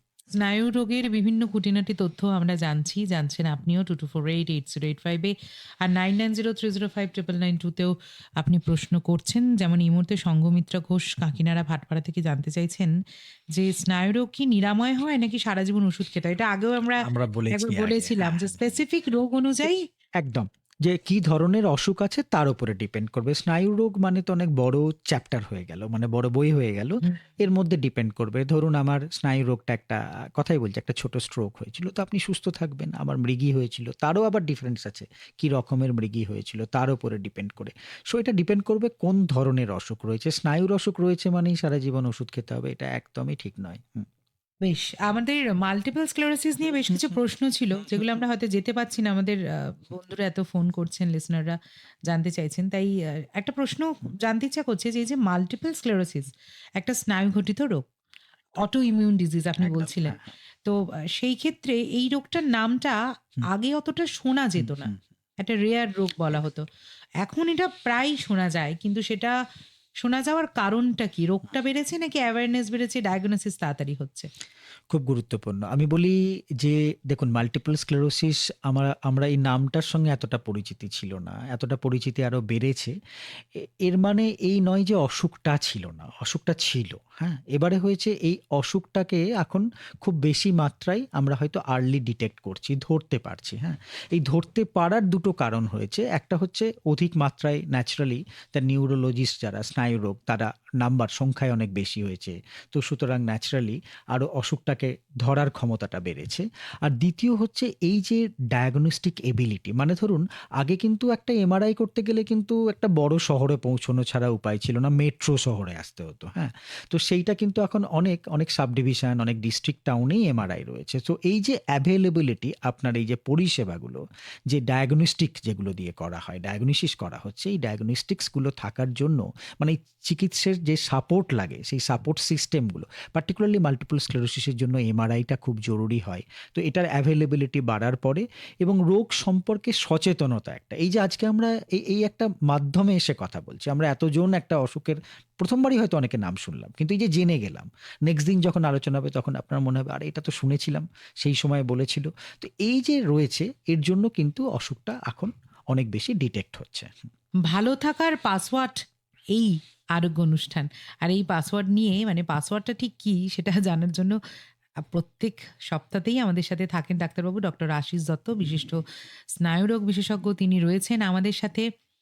মাল্টিপল স্ক্লেরোসিস নিয়ে আরো বেশ কিছু প্রশ্ন রয়েছে, সেই সব প্রশ্নে যাব। তার আগে লিসনার কে রয়েছেন আমাদের সাথে। নমস্কার। হ্যালো, হ্যাঁ, বলুন। আমি বিদিশা বলছি মধ্যমগ্রাম থেকে। বলুন। আমার ছেলের বয়স হচ্ছে 11 বছর। হুম। এই রিসেন্ট হয়েছে। তো ওর যখন 5 বছর বয়স, তখন ওর প্রচন্ড মাথায় পেন হতো। তো তখন আমরা আমার যে পেডিয়াট্রিক ডক্টর আছেন ওনাকে দেখাই, এবং তখন উনি সাসপেক্ট করেন যে ওর মাইগ্রেন আছে এবং ওর চোখে পাওয়ার হয়তো এসেছে। তো তখন আমরা সেই অনুযায়ী ডাক্তার দেখাই এবং দেখা যায় যে ওর হাই পাওয়ার এবং ওর মাইগ্রেনও ধরা পড়ে। কিন্তু তারপরেও ওর মাথার যন্ত্রণা করছে না দেখে আমার ডক্টর আমাকে সাজেস্ট করেন ওকে একটা এমআরআই করাতে। তো এমআরআই করার পরে দেখা যায় যে ওর টেম্পোরারি একটা সিস্ট আছে, এবং সেই জন্য ব্যাঙ্গালোরে যাই, মিউনিসিপ্যাল হসপিটাল এবং নিমহ্যান্সে দেখায়। ওনারা আমাকে ওখানে বলেন যে এখান থেকে যে এমআরআই রিপোর্ট হয়েছে ওটাই ফাইনাল, ওখানে আর করতে হবে না, এবং ওনারা আবার 2 বছর পরে আমাকে আর একটা এমআরআই করতে বলেন। কিন্তু বাড়ির লোকেরা আমাকে বলে যে এরকম বারবার এমআরআই করলে অনেক সময় বাচ্চার হয়তো তার যে রেডিয়েশন সেটাতে কিছু ক্ষতি হতে পারে। এটা ঠিক কতটা সঠিক আমাকে যদি কেউ একটুখানি মানে ডাক্তারবাবু যিনি আছেন উনি যদি এমআরআই গাইড করে। প্রভাব নিয়ে তিনি কথা এক্স্যাক্টলি। বলছেন। প্রথমত আপনি যেটা বললেন যে ছেলের একটা 5 বছর বয়সে প্রথম হেডেক স্টার্ট হয়। আ বিদিশা দেবী আপনার নাম মোস্ট লাইকলি বললেন। বিদিশা। হ্যাঁ, তো যেটা জানার দরকার থাকে না যে ইউজুয়ালি অনেক সময় বাচ্চাদের মধ্যে চাইল্ডহুড মাইগ্রেন থাকতে পারে। বাট সেক্ষেত্রে বাবা বা মায়ের মধ্যে মাইগ্রেনের হেডেক ইউজুয়ালি হিস্ট্রি পাওয়া যায়। কারণ উম মাইগ্রেন হচ্ছে অ্যাকচুয়ালি একটা জেনেটিক ডিজিজ, পলিজেনিক। হ্যাঁ? তো সেই জন্য হয় কি অনেক সময় দেখা যায় যে বাবা মায়ের যদি মাইগ্রেন থাকে তাহলে পরে ছেলের মধ্যে থাকতে পারে বা মেয়ের মধ্যে, সেটা তাহলে বুঝতে সুবিধা হয়। That's good. সো মাইগ্রেন ডায়াগনোসিসের জন্য কোনো এমআরআই লাগে না। সো এমআরআই আমরা করা হয় এটার কারণ হচ্ছে গিয়ে যে মাইগ্রেনের মতো দেখতে অন্য কোনো অসুখ প্রেজেন্ট করছে কিনা। সো মাইগ্রেন মিমিক আর কিছু আছে কিনা। তো সেই জন্যেই বাচ্চাটির একটা এমআরআই হলো। এমআরআই আপনি বললেন একটা সিস্ট পাওয়া গেছে। হ্যাঁ? তো মোস্ট লাইকলি আপনার কথা শুনে আমার মনে হয়েছে ওটা অ্যারাকনয়েড সিস্ট বলে ওটাকে। হ্যাঁ? কমনলি ব্রেনের মধ্যে অনেকেরই থাকতে পারে। ওটা ইনসিডেন্টাল ডিটেকশন। মানে আপনি যদি এমআরআইটা না করতেন তো সিস্টটা জানতেন না। কিন্তু ওই সিস্টটার জন্য ওর হেডেক হয়তো হচ্ছেই না, আর সিস্টটার জন্য ওর কোনো সমস্যাও থাকবে না। এইবারে যে 2 বছর পরে করার উদ্দেশ্যটা হচ্ছে গিয়ে যে সিস্টটা কোনো বেড়েছে কিনা সাইজে, এইটা দেখার জন্য। এখন আপনার মধ্যে যে ফিয়ার যে বারবার এমআরআই করলে কোনো অসুবিধে হবে কিনা। দেখুন এমআরআই কোনো রেডিয়েশন নয়। এই যে আপনি কথাটার মধ্যে একটা বললেন যে কোনো রেডিয়েশন আছে কিনা, এমআরআই কথাটার মধ্যে কোনো রেডিয়েশনই নেই। এমআরআই কথাটার পুরো শব্দটার অর্থই হচ্ছে ম্যাগনেটিক রেজোন্যান্স ইমেজিং, মানে শুরুটাই ম্যাগনেট, মানে ম্যাগনেটিক ফিল্ডের জন্য হয়। সো এমআরআইতে কোনো রেডিয়েশন নাই। একটা চেস্ট এক্সরে রেডিয়েশন, একটা সিটি স্ক্যান রেডিয়েশন, একটা পেট স্ক্যান রেডিয়েশন, এগুলো হচ্ছে গিয়ে রেডিয়েশন আছে। বাট বাকি এমআরআই হচ্ছে সিম্পলি একটা ম্যাগনেটিক ফিল্ডের মধ্যে। So MRI is very safe, you can repeat it many times. এই যেমন আমরা আজকের যে অসুখ নিয়ে আলোচনা করছিলাম মাল্টিপল মাল্টিপল স্ক্লেরোসিস। স্ক্লেরোসিস, এতে অনেক সময় আমরা ফলো আপে অনেকবার এমআরআই করতে হয় দেখার জন্য যে ব্রেনে প্যাচগুলো চলে গেছে কিনা বা নতুন করে ডেভেলপ করেছে কিনা। দেখুন এমআরআই যদি ঠিক না হতো তাহলে কি আর এতবার করা হতো? এমন অনেকে আছে যাদের ৫টা ৬টা ১০টা এমআরআই হয়ে গেছে হয়তো মাল্টিপল স্ক্লেরোসিসে লং টার্মে। বাট সেই জন্যই বলা যে এমআরআই কোনো রেডিয়েশন নেই, আপনার একদমই এটা নিয়ে চিন্তা করার কিছু নেই। যদি বলে থাকে আপনি ২ বছর পর একটা রিপিট করে কম্পেয়ার প্রিভিয়াসের সঙ্গে করে নিতে পারেন। তো এমআরআই রেডিয়েশন নয়। বেশ। আচ্ছা, এই যে মাল্টিপল স্ক্লেরোসিস নিয়ে আমাদের কথা হচ্ছিল, মাল্টিপল স্ক্লেরোসিসে আপনি বলছিলেন এমআরআই এর কথা। হুম, তাহলে যদি কারোর এই সমস্যা হয়, ১ম কথা তো এই সমস্যাটা আপনি যেটা লক্ষণগুলো আগেই বলেছিলেন, এই লক্ষণগুলো যখন দেখবে তখন কত তাড়াতাড়ি ডাক্তারবাবুর কাছে যাওয়া হুম। উচিত? আ দেখুন মাল্টিপল, তার আগে আমার মনে হয় আমি জাস্ট একটু হুম, ছোট হুম। বলি যে মাল্টিপল স্ক্লেরোসিস কিভাবে আপনার কাছে দেখা দিতে হুম। পারে, হ্যাঁ? মানে এই যে লক্ষণগুলো। লক্ষণগুলো। সো এই যে শুরু করার সময় বলেছিলাম যে মাল্টিপল স্ক্লেরোসিস একটা অসুখ যেটা টিপিক্যালি আইদার চোখের নার্ভ অথবা আমাদের ব্রেন অথবা স্পাইনাল কর্ড বা সুষুম্না কাণ্ডে ধরতে পারে। সো এর সিম্পটমগুলো মোস্ট কমনলি চোখের নার্ভ ধরলে হঠাৎ করে চোখে কম দেখা বা দেখতে না পাওয়া। ইউজুয়ালি একদিকের চোখে হয়, খুব রেয়ারলি দুদিকের চোখে হতে পারে এবং সে সময় চোখ ঘোরানোর সময় একটা পেনও হতে পারে। তো এভাবে আসতে পারে। সেকেন্ড একটা হতে পারে যে ব্রেনের কোনো জায়গায় যদি সেই প্যাচটা তৈরি হয় মাল্টিপল স্ক্লেরোসিসে, যে জায়গাটায় মায়েলিনটা নষ্ট হয়েছে, তো ব্রেনের সেই জায়গার যে ফাংশন আছে সেটা চলে যাবে। সো ধরুন আমার যদি ব্রেনের ঠিক পোস্টেরিয়ার পার্ট মানে পেছনের দিকে যদি হয়, যেখানে আমাদের ব্যালেন্সটা মেনটেন হয়, তখন আমাদের হঠাৎ করে চলার অসুবিধে হলো, ব্যালেন্সের অসুবিধে হলো, অথবা ধরুন কোনো আমাদের হাত পায়ের জায়গায় হলো, তো অনেক সময় স্ট্রোকের মতো শরীরের একদিকটা অবশ লাগলো, একদিকটা উইক হলো, এরকমভাবে প্রেজেন্ট করতে পারে। আবার ধরুন এরকম হতে পারে যে এটা স্পাইনাল কর্ড বা সুষুম্না কাণ্ডে ধরলো, তাহলে পরে আমাদের হতে পারে যে কোমরের নিচ থেকে আমার পা দুটো অবশ হয়ে গেল, আমরা ইউরিন ধরে রাখতে পারছি না অথবা ইউরিনটা আটকে গেল, এরকম। তো নানাভাবে ম্যানিফেস্ট হতে পারে। খুব কমনলি চোখ দিয়ে আসতে পারে অথবা আমাদের স্পাইনাল কর্ডে হলে পরে তো কোমরের নিচ থেকে অসাড় লাগতে পারে অথবা শরীরের একদিকটা অবশ হতে পারে যদি ব্রেনে ধরে, বা কোনো একটা হাত পায়ের ক্লামজিনেস মানে যে আমাদের ক্ষমতা, যে হয়তো ততটা উইক নয় বাট আমরা যে সুন্দর লিখি, আমরা যে জামার বোতাম লাগাই সেগুলো ঠিকমতো করতে না পারা, চুল আঁচড়াতে ভালো না পারা, ক্লামজি লাগা, এরকম হতে পারে। অথবা ব্যালেন্সের অসুবিধে হতে পারে। অথবা অনেক সময় দেখা যায় যে কিছু সময়ে যে এমন একটা জায়গা যেখানে হয়তো আমাদের যে মেমোরি যতটা সার্ভ ছিল, সো হঠাৎ করে যেন একটুখানি মেমোরির পার্টটা এফেক্টেড হলো বা এরকম। সেটা ডিপেন্ড করবে যে কোন জায়গায় আমাদের প্যাচটা আছে লোকেট করছে, তো তার উপরে আমাদের ম্যানিফেস্ট হতে পারে। এইবারে মাল্টিপল স্ক্লেরোসিস অসুখটাকেও না এরও প্রকারভেদ রয়েছে। আমি জাস্ট ২ লাইন বলছি। খুব কমন যেটা হয় সেটা হচ্ছে গিয়ে যে অসুখটার মধ্যে রিল্যাপস হয় আবার রেমিট করে, হ্যাঁ? মানে ধরুন আমি আজকে চোখে কম দেখলাম। তো আমি ডাক্তারবাবুর কাছে গেলাম, উনি ধরলেন, দেখলেন, আমাকে ওষুধ দিলেন। আমি একদম 99% ঠিক হয়ে গেলাম। চোখ আবার আমি পুরনো দৃষ্টি ফিরে পেলাম। আবার হয়তো দেখা গেল ২ বছর পরে যে না আমার হঠাৎ করে যেন মনে হলো ডান হাতে কাজ যতটা ভালো করছিলাম করতে পারছি না। একটু যেন ক্লামজি লাগছে, একটু যেন ফাম্বল করছি, হ্যাঁ? তো এটা নিয়ে আবার গেলাম। ডাক্তারবাবু আবার আমাকে একটা এমআরআই করে ধরলেন যে না অসুখটা এসছে। আবার ওষুধ দিলেন, আবার আমি সুস্থ হলাম। এই যে অসুখ হলো আর সুস্থ হলাম। অসুখ হওয়াটা রিল্যাপস আর সেরে যাওয়াটা রেমিট। তো এটা একটা রিল্যাপসিং রেমিটিং মাল্টিপল স্ক্লেরোসিস হতে পারে। আবার এক রকমের হতে পারে যে ধরুন আমার চোখে দেখা কম হলো আর হাঁটার একটু অসুবিধে থাকলো। বাট চিকিৎসা হলো তারপরে যেন একটু, একটু করে বাড়তে থাকলো। তো এটাকে বলে প্রোগ্রেসিভ মাল্টিপল স্ক্লেরোসিস। সেটা শুরু থেকে প্রোগ্রেস হলে প্রাইমারি, আর যদি পরে রিল্যাপস থেকে প্রোগ্রেস হয় তাহলে সেকেন্ডারি প্রোগ্রেসিভ। তো এইরকম নানা রকমের অসুখের প্রকারভেদ রয়েছে। এইবার এই যে সিম্পটম যেগুলো বললাম আমরা, তো এইগুলো নিয়ে যদি আসে ডাক্তারবাবুর কাছে তখন আমরা ন্যাচারালি যেগুলো করি যে এটা মাল্টিপল স্ক্লেরোসিস না অন্য কোনো অসুখ সেটা আমাদেরকে দেখতে হয়। দেখুন চোখে কম দেখছি মানেই যে মাল্টিপল স্ক্লেরোসিস হবে তা নয়। চোখে কম দেখার কারণ মেজরিটি চোখের ডাক্তারের কাছেই সলভ হয়ে যায়। যখন দেখবেন যে উনি বলছেন যে না এটা নিউরোলজিস্টের কাছে যান, তার মানে হচ্ছে গিয়ে অসুখটা চোখের মধ্যে নেই। চোখ থেকে যে আমাদের নার্ভ গেছে অপটিক নার্ভ ব্রেনে, তার মধ্যে হয়তো সমস্যা বা ব্রেনের সমস্যা আছে। তো তখন যদি দেখায় তখন আমরা খুঁজি যে তো একটা এমআরআই করে যে ব্রেনের মধ্যে কোনো প্যাচ আছে কিনা বা মাল্টিপল স্ক্লেরোসিসের কোনো ছাপ আছে কিনা, স্পাইনাল কর্ডে আছে কিনা। এছাড়াও আমরা কিছু টেস্ট করি যে মাল্টিপল স্ক্লেরোসিসের মতো দেখতে কোনো অসুখ যেগুলো আছে সেগুলোকে এক্সক্লুড করার জন্য। কিছু ভ্যাসকুলাইটিস হয়, ভেসেলের অসুখ হয়, সেগুলোকে আমরা বাদ দিই। অনেক সময় স্পাইনাল ফ্লুইডটা নিয়ে আমরা টেস্ট করি। এগুলো করার পরে আমরা একটা ডায়াগনোসিসে পৌঁছই যে মাল্টিপল স্ক্লেরোসিস অসুখটা হয়েছে কিনা। বেশ। মাল্টিপল স্ক্লেরোসিস নিয়ে তো আরো প্রশ্ন রয়েছে। তবে এই মুহূর্তে ফোনে কে রয়েছেন একটু দেখে নেব। নমস্কার। হ্যাঁ, নমস্কার। আমি হাওড়া কদমতলা থেকে সুজিত কুমার দাস বলছি। বলুন। ডাক্তারবাবু নমস্কার। নমস্কার, নমস্কার। নমস্কার। বলুন। ডাক্তারবাবু, আমার একটা প্রশ্ন ছিল হুম, যে আমি এরকম, আমার এখন 52 বয়স। হুম, আমি অনেক ছোটবেলা থেকেই মানে এই ঘুমের ঘোরে হুম, বীভৎস চেঁচিয়ে উঠতাম। হুম, এখন সেটা অনেকটা কমেছে, আমি হুম, যোগ টোগ করে অনেকটা কমিয়েছি, হুম, কিন্তু মানে এখন হচ্ছে আমার মানে ভুলে যাওয়া এটা ক্রমশ বেড়ে যাচ্ছে, এবং স্বপ্ন এমনি মানে ঘুমের ঘোরে যে দেখা, এর কোনো বিরাম নেই। মানে আমি কোনোদিন শান্তি পাই না ঘুমিয়ে। বিশেষ করে আমি ভোরবেলার দিকে বিভৎস বিভৎস স্বপ্ন এখনো দেখি, হয়তো চেঁচিয়ে উঠি না, কিন্তু সকালবেলা উঠে মনটা খুব খারাপ হয়ে যায়, নিজেকে ঠিক রাখতে পারি না। এমন এক একটা স্বপ্ন যে বিচিত্র বিচিত্র ঘটনা, বিচিত্র বিচিত্র ব্যাপার, সেগুলো বাস্তবে অনেক সময় মিলেও যায়। এ থেকে কিছুতে আমি রেহাই পাচ্ছি, বুঝলেন না? আচ্ছা, আমার এইটুকুই বলার ছিল। আচ্ছা, আচ্ছা।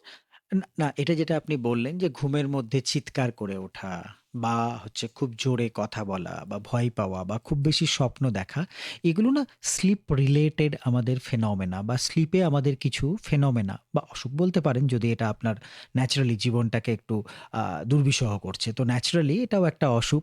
তো এই এগুলো হচ্ছে স্লিপ রিলেটেড ডিজিজ, হ্যাঁ? এর খুব সুন্দর চিকিৎসা হয় কিন্তু। মানে এটা নিয়ে এত মানে অরিড না হয়ে আমার মনে হয় না আপনি যদি এই প্রবলেমগুলো কোনো একজন স্নায়ুরোগ বিশারদকে বলেছেন তো ন্যাচারালি তিনি আপনাকে নিউরোলজিস্ট দেখে কিছু ওষুধ দেবে এবং তাতে ঠিক হবে। বাট একটা জিনিস বলে রাখি, এটা একটু ভয়ের অসুখ নয়, খারাপ কিছু নয়, হ্যাঁ? তো এটা এই যে ঘুমের একটা যে আমাদের যে স্টেজ আছে ২ রকমের, তো সেই স্টেজে কিছু আমাদের ম্যানিফেস্টেশনস বা অসুখ থাকতে পারে। তো সেটা কিন্তু এই স্লিপ রিলেটেড অসুখের থেকেও বেশি এটাকে আমরা বলি স্লিপ রিলেটেড ফেনোমেনা। তো স্লিপ রিলেটেড ফেনোমেনা কিন্তু খুব সুন্দর ট্রিট করা যায়। তো আপনি এ নিয়ে অযথা চিন্তা না করে জাস্ট একটা পরামর্শ নিন। আমার মনে হয় এটা সলিউশন হয়ে যাবে। আপনার স্বপ্নও কমে যাবে, ঘুমের মধ্যে চিৎকার করে ওঠাও কমে যাবে এবং তার সঙ্গে আপনি একটা সুস্থ সুন্দর ঘুম খুব দরকার মানুষের জীবনে। সেটা পেলে পরে আপনি নিশ্চয়ই পরের দিনে ফ্রেশ থাকবেন। ভুলে যাওয়াটা হচ্ছে হয়তো আপনি আর তারপরে ন্যাচারালি এটা নিয়ে অনেক চিন্তাভাবনা করেন এবং তার একটা রেস রয়ে যাচ্ছে। সুতরাং ভালো ঘুমের একটা দরকার আপনার, এটা কন্ট্রোল করা যায়। এরপরে যাব একটা আমাদের মেসেজের। সেটা বলছেন যে আমার বয়স ৩৪, সুগার, হাই প্রেশার, থাইরয়েড আছে। ওষুধ খাই কয়েক বছর ধরে। সায়াটিকায় ভুগছি, ওজন বেশি। কোমরের নিচ থেকে পা অবধি ব্যথার ওষুধ খেয়েও কমেনি। কি করব? দেবস্মিতা বেহালা থেকে। দেখুন, খুব ইয়াং বয়স, নো ডাউট কিছু কোমরবিড ডিজিজ রয়েছে, যেমন সুগার, প্রেশার, থাইরয়েড বললেন, এগুলো রয়েছে। সেকেন্ড আপনি একটা খুব বলেছেন যে একটু ওভারওয়েট রয়েছেন সেই জন্য, হ্যাঁ? কোমরের অসুখ কিন্তু ওভারওয়েট থাকলে একটু হওয়ার বেশি chance. At the same time আপনি যেহেতু থাইরয়েড রয়েছেন তো ওয়েট বেশি থাকার একটু হাইপোথাইরয়েড থাকলে একটু প্রবণতা থাকে। সো এখানে প্রথমেই আমি যেটা বলবো না, আপনার খুব দুটো জিনিস ভাবা উচিত। একটা হচ্ছে গিয়ে যে ওয়েটটাকে কি করে আস্তে আস্তে কমাবেন সেটাকে একটুখানি ভাবা। কোনো গিমিক নয় যে ১ মাসেই অনেক কমাতে হবে এরকম না। টার্গেট রাখুন আমি মাসে ৫০০ গ্রাম কমাবো। খুব ব্যাস ১ বছর লেগে থাকুন, ৬ কিলো কমে গেল। ২ বছর লেগে থাকুন, ১০-১২ কিলো কমে গেল। এনাফ, এইটুকুনি। এবারে কমানোর জন্য হয়তো দুটো জিনিস। এক হচ্ছে গিয়ে আপনাকে ক্যালোরি বা ডায়েটটাকে একটা ব্যালেন্সড রেখে রেস্ট্রিকশনসে আনতে হবে ক্যালোরি, এবং ২ নম্বর হচ্ছে বার্ন করতে হবে মানে শরীরের ফ্যাটটাকে, তার জন্য কিছু এক্সারসাইজ। এটা যদি করেন, আপনি ওজন কমান, তো শুধু কোমরের ব্যথা থেকে বেনিফিট পাবেন না। আমি এটুকু বলতে পারি আপনার প্রেশারের ওষুধ, আপনার সুগারের ওষুধ, আপনার থাইরয়েডের ওষুধের মাত্রাও অনেকটা কমে যাবে। দ্বিতীয় যেটা দরকার সেটা হচ্ছে গিয়ে আপনাকে খুব ফোকাসড একটা ফিজিওথেরাপি মানে আপনার এই যে লাম্বার স্ট্রেংথেনিং এক্সারসাইজ করতে হবে, হ্যাঁ? তো এটা না ফিজিওথেরাপিস্ট ডেইলি যেতে হবে, বাবা পারবো না এরকমও কিছু নয়। আপনি শিখে নিন। কতকগুলো ব্যায়াম ওনারা খুব সহজেই শিখিয়ে দেন।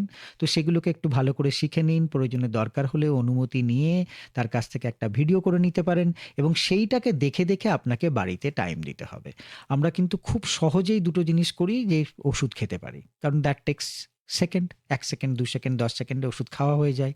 কিন্তু যখন ব্যায়ামের কথা আসে তখন তো ২০ মিনিট লাগবে। সুতরাং ওই সময়টা আমরা দিতে বড় আপত্তি রয়েছে। বাট কোমরের প্রবলেমের ভালো সমাধান, স্থায়ী সমাধান চাইলে আপনাকে কিন্তু এক্সারসাইজ চালিয়ে যেতে হবে এবং তার সঙ্গে ওয়েট রিডাকশন। ওই যে বললাম এটাও সহজে নয়। আস্তে, আস্তে, আস্তে, আস্তে করলে পরে আপনি দেখবেন যে অনেকগুলো এই কোমরে ব্যথার সঙ্গে, সঙ্গে আপনার যেগুলো আরও রয়েছে সুগার, প্রেশার, থাইরয়েড সেগুলোও অনেকটা ভালো থাকবে।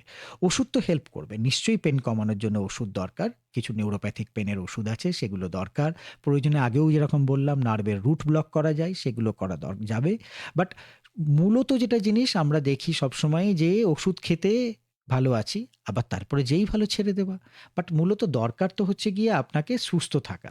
তো সেইজন্য রেগুলার একটা স্পেসিফিক এক্সারসাইজ আর ওয়েট কন্ট্রোল করুন, আপনি ভালো থাকবেন। এরপরে একটা প্রশ্ন, যদিও উত্তরটা অনেকবার আপনি দিয়েছেন, সেটা হচ্ছে তন্ময় ঘোষ ভবানীপুর থেকে বলছেন, আমার এজ 35, বলছে মাঝে মাঝে হাত পা ঝিঝি ধরে এবং শিরায়, আচ্ছা, ঝিঝিও ধরে এবং কিভাবে এটা ভালো হবে সেটা যদি একটু জানান উপকৃত হব।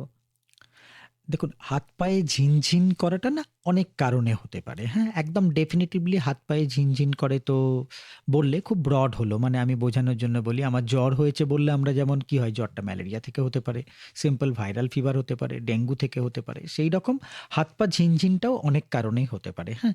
যেমন যাদের সুগার, থাইরয়েড থাকে তাদের। মূলত এগুলো হয়তো আপনার নেই, আপনি খুব ইয়াং। হ্যাঁ? বাট এ সত্ত্বেও কিন্তু একটা টিংলিং হতে পারে। যেমন অনেকে হয় যে যারা একটু নিরামিষ খাবার খায় তাদের অনেকে দেখা যায় ভিটামিন B12 এর ডেফিসিয়েন্সি হয়। তাতে অনেক সময় ব্যালান্স, ঝিনঝিন এগুলো হতে পারে। তো অনেক কারণের মধ্যে হতে পারে। তো এক্ষেত্রে ১ম এই দরকার যেটা সেটা আপনাকে একবার দেখা এবং দেখে ঠিক করা যে কি কারণে আপনার এই হাত পায়ে ঝিনঝিন হচ্ছে। তো সেটা জানলে পরে এর নিরাময় সম্ভব। একটা প্রশ্ন আছে, আর একজন প্রশ্ন করেছেন আমাদের টেক্সট মেসেজে, বলছেন যে তিনি শুনছেন আমাদের প্রোগ্রাম, আমাদের সাথে আছেন, বলছেন মানসিক চাপ থেকে কি নার্ভের সমস্যা হতে পারে? কারণ কাজের আহ, গত কাজের জন্য, বেশ কিছু কাজের জন্য আর কি মানসিক সমস্যার মধ্যে দিয়ে যাচ্ছে, সমাধান কি করে বেরোবো বুঝতে পারছি না। প্রশ্ন করেছেন কৃষাণু, বারাসাত থেকে, বয়স ৪৫। কৃষ্ণবাবু, আপনার কোয়েশ্চেনের যেটা মেইন পার্ট ছিল যে মানসিক সমস্যা থেকে শারীরিক কিছু হতে পারে না, উনি কিনা, বলছেন হ্যাঁ, তাই মানে তো? নার্ভের সমস্যা। নার্ভের সমস্যা। দেখুন, একেবারে ডেফিনিটিভলি যে মানসিক সমস্যা থাকলে একটা ডেফিনিট স্নায়ু ঘটিত কোনো অসুখ হবে ফিজিক্যালি সেটা সবসময় নয়। বাট মানসিক অসুখ থাকলে ন্যাচারালি একটা গুড কোয়ালিটি অফ লাইফ হবে না, ভালো থাকা যাবে না। মানসিক অসুখ থাকলে পরে অন্য আর ৫টা অসুখ বেড়ে যাওয়ার প্রবণতা থাকবে। যেমন আপনার প্রেশার বেড়ে যাওয়ার প্রবণতা, সুগার হওয়ার প্রবণতা বেড়ে যাবে। সিমিলারলি যদি ধরুন স্নায়ুতে আপনার কোনো মাইগ্রেন থাকে, তাদের যারা খুব অ্যাংশাস থাকে তাদের মাইগ্রেন বেড়ে যায় অনেক সময়ে। তো ন্যাচারালি শুধু যে মানসিক অসুখটাই যে প্রেশারটাকে করেছে, মানসিক অসুখটাই যে মাইগ্রেনটাকে করেছে সেটা নয়। বাট মানসিক অসুখ থাকলে এই অসুখগুলো যদি আপনার মধ্যে থেকে থাকে, যেটা কন্ট্রোল ছিল, ভালো ছিলেন, সেগুলো অনেক সময় একটু বেড়ে যাওয়ার প্রবণতা থাকে। তার থেকেও যেটা বড় কথা না, আপনি মানসিক অসুস্থতা নিয়ে বয়ে বেড়ালে কিন্তু আপনি ভালো কোয়ালিটি অফ লাইফ কাটাবেন না। একটা সুস্থ সুন্দর জীবন যেটা, সেইটা একটা যে জীবনে যে আনন্দ বা চার্ম সেইটা হয়তো কাটাবেন না। তো ১ম এই যেটা দরকার যে কি প্রবলেমের জন্য হচ্ছে সেগুলো দেখা এবং সেগুলোকে সলিউশন করা। যদি না পারেন তাহলে একজনের হেল্প নিয়ে আস্তে, আস্তে এগোলে আশা করা যায় এ থেকে আপনি বেরিয়ে আসতে পারবেন। প্রশ্ন রয়েছে প্রচুর, চলে যাব সেই মুহূর্তে ফোনে সরাসরি কে আছেন আমাদের সাথে। হ্যাঁ, নমস্কার মৌসুমীদি, আমি মহেশতলা থেকে দেবাশিস বলছিলাম। আমি আগে দুটো কোশ্চেন করেছিলাম ডাক্তারবাবু, ৩টে কোশ্চেন করেছিলাম। তার মধ্যে মাঝের কোয়েশ্চেন। বলুন। হ্যাঁ, মাঝের কোশ্চেনটা আমার হচ্ছে যে আমার ঘাড়ের পিছনে যে ব্লাড জমেছিল বলেছিলাম ওটা ঠিক মাথার পিছন সাইডে আছে। আর আমার না ওই সকালবেলা ঘুম থেকে উঠলেই সর্দি হয়, ও ইয়েস, মনে পড়ে চালাতে গেছে। কমে যায়। ঠিক আছে, এবার আর একটা জিনিস হচ্ছে, একটা জিনিস অ্যাড করি ডাক্তারবাবু, সেটা হচ্ছে যে আমি মাঝে মধ্যেই না, আমার হাইপার টেনশন আছে, প্রেশার আছে প্রচন্ড হাই, কোলেস্ট্রল আছে। তো এর সময় কি হয়, আমি মাঝে মাঝে না হঠাৎ করে রেগে যাই ভীষণ ভাবে। এবার রাগটা প্রচন্ড রাগ, মানে কোনো একটা বিষয় হয়তো অসন্তুষ্ট হলাম, হয়তো ঠিক সময় আমার খাওয়াটা হলো না, আমার ওয়াইফ কোনো কারণে দিতে দেরি করলো বা কিছু, এই নানা রকম কারণে উত্তেজনাটা তখন এতটাই চরমে পৌঁছে যায়, সেটা মানে হাতাহাতিতেও এমনকি কিছু কিছু ক্ষেত্রে পৌঁছে গেছে। তো তো এটা কি মানে মেন্টালি ডিসঅর্ডারের লক্ষণ? আর অতিরিক্ত কল্পনা প্রবণ, এই কল্পনা প্রবণতাটা কি খারাপ? ধরুন অনেক কিছু নিয়ে স্বপ্ন দেখতে ভালো, মানে স্বপ্ন দেখি যেটা বাস্তবে যদি হয়, আমার এরকম একটা বাড়ি হওয়া উচিত ছিল, এ হওয়া উচিত, কিন্তু সেটা বাস্তবে হয়তো সম্ভবই না, কিন্তু কল্পনা প্রবণতা আছে। এই দুটো জিনিস কি মেন্টালি ডিসঅর্ডারের লক্ষণ? আর এই জিনিসটা কেন হয়? ওই সকালে সর্দি বা ওই ঘাড়ের পিছনে যে অসম্ভব একটা পেন হয়, মাঝে মধ্যেই মাথার মাঝখানটাতেও পেন হয়, এটা থেকে কি করে বেরোনো যায় ডাক্তার? মনে পড়েছে আপনি একটা বলেছিলেন যে সেই সময় আপনার সাইনাস রয়েছে কিনা অ্যান্ড সাইনাসের পেন।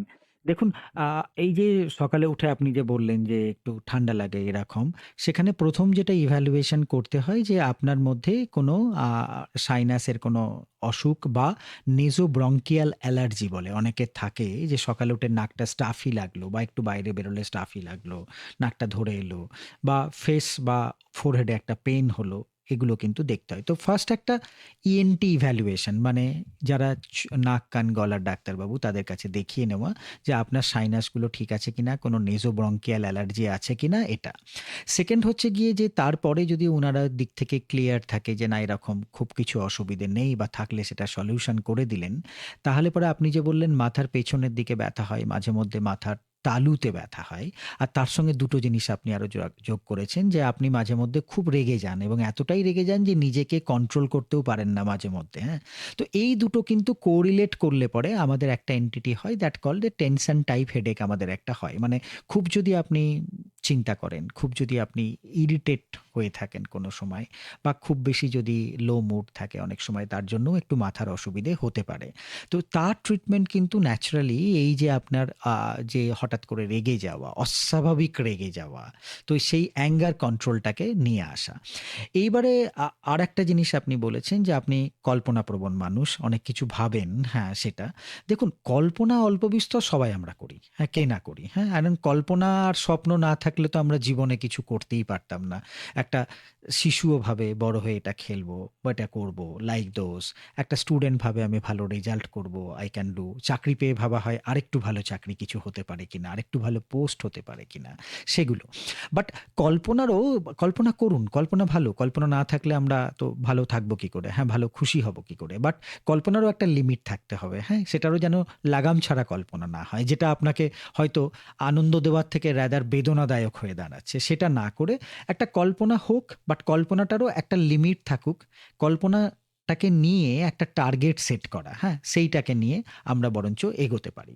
আর রেগে যাওয়াটা না মানে ওটা আপনাকে একটু নিজেকে কন্ট্রোল করতে হবে। প্রয়োজনে একটু মেডিটেশন করুন। যদি মনে হয় খুব বেশি হচ্ছে তাহলে পরে অবশ্যই এক ডাক্তারবাবুর পরামর্শ নিয়ে, কারণ অধিক রেগে তো লাভ নেই। একটা জিনিস ভাববেন কিন্তু যে আপনি যখন রাগছেন তখন ক্ষতিটা কিন্তু আপনার।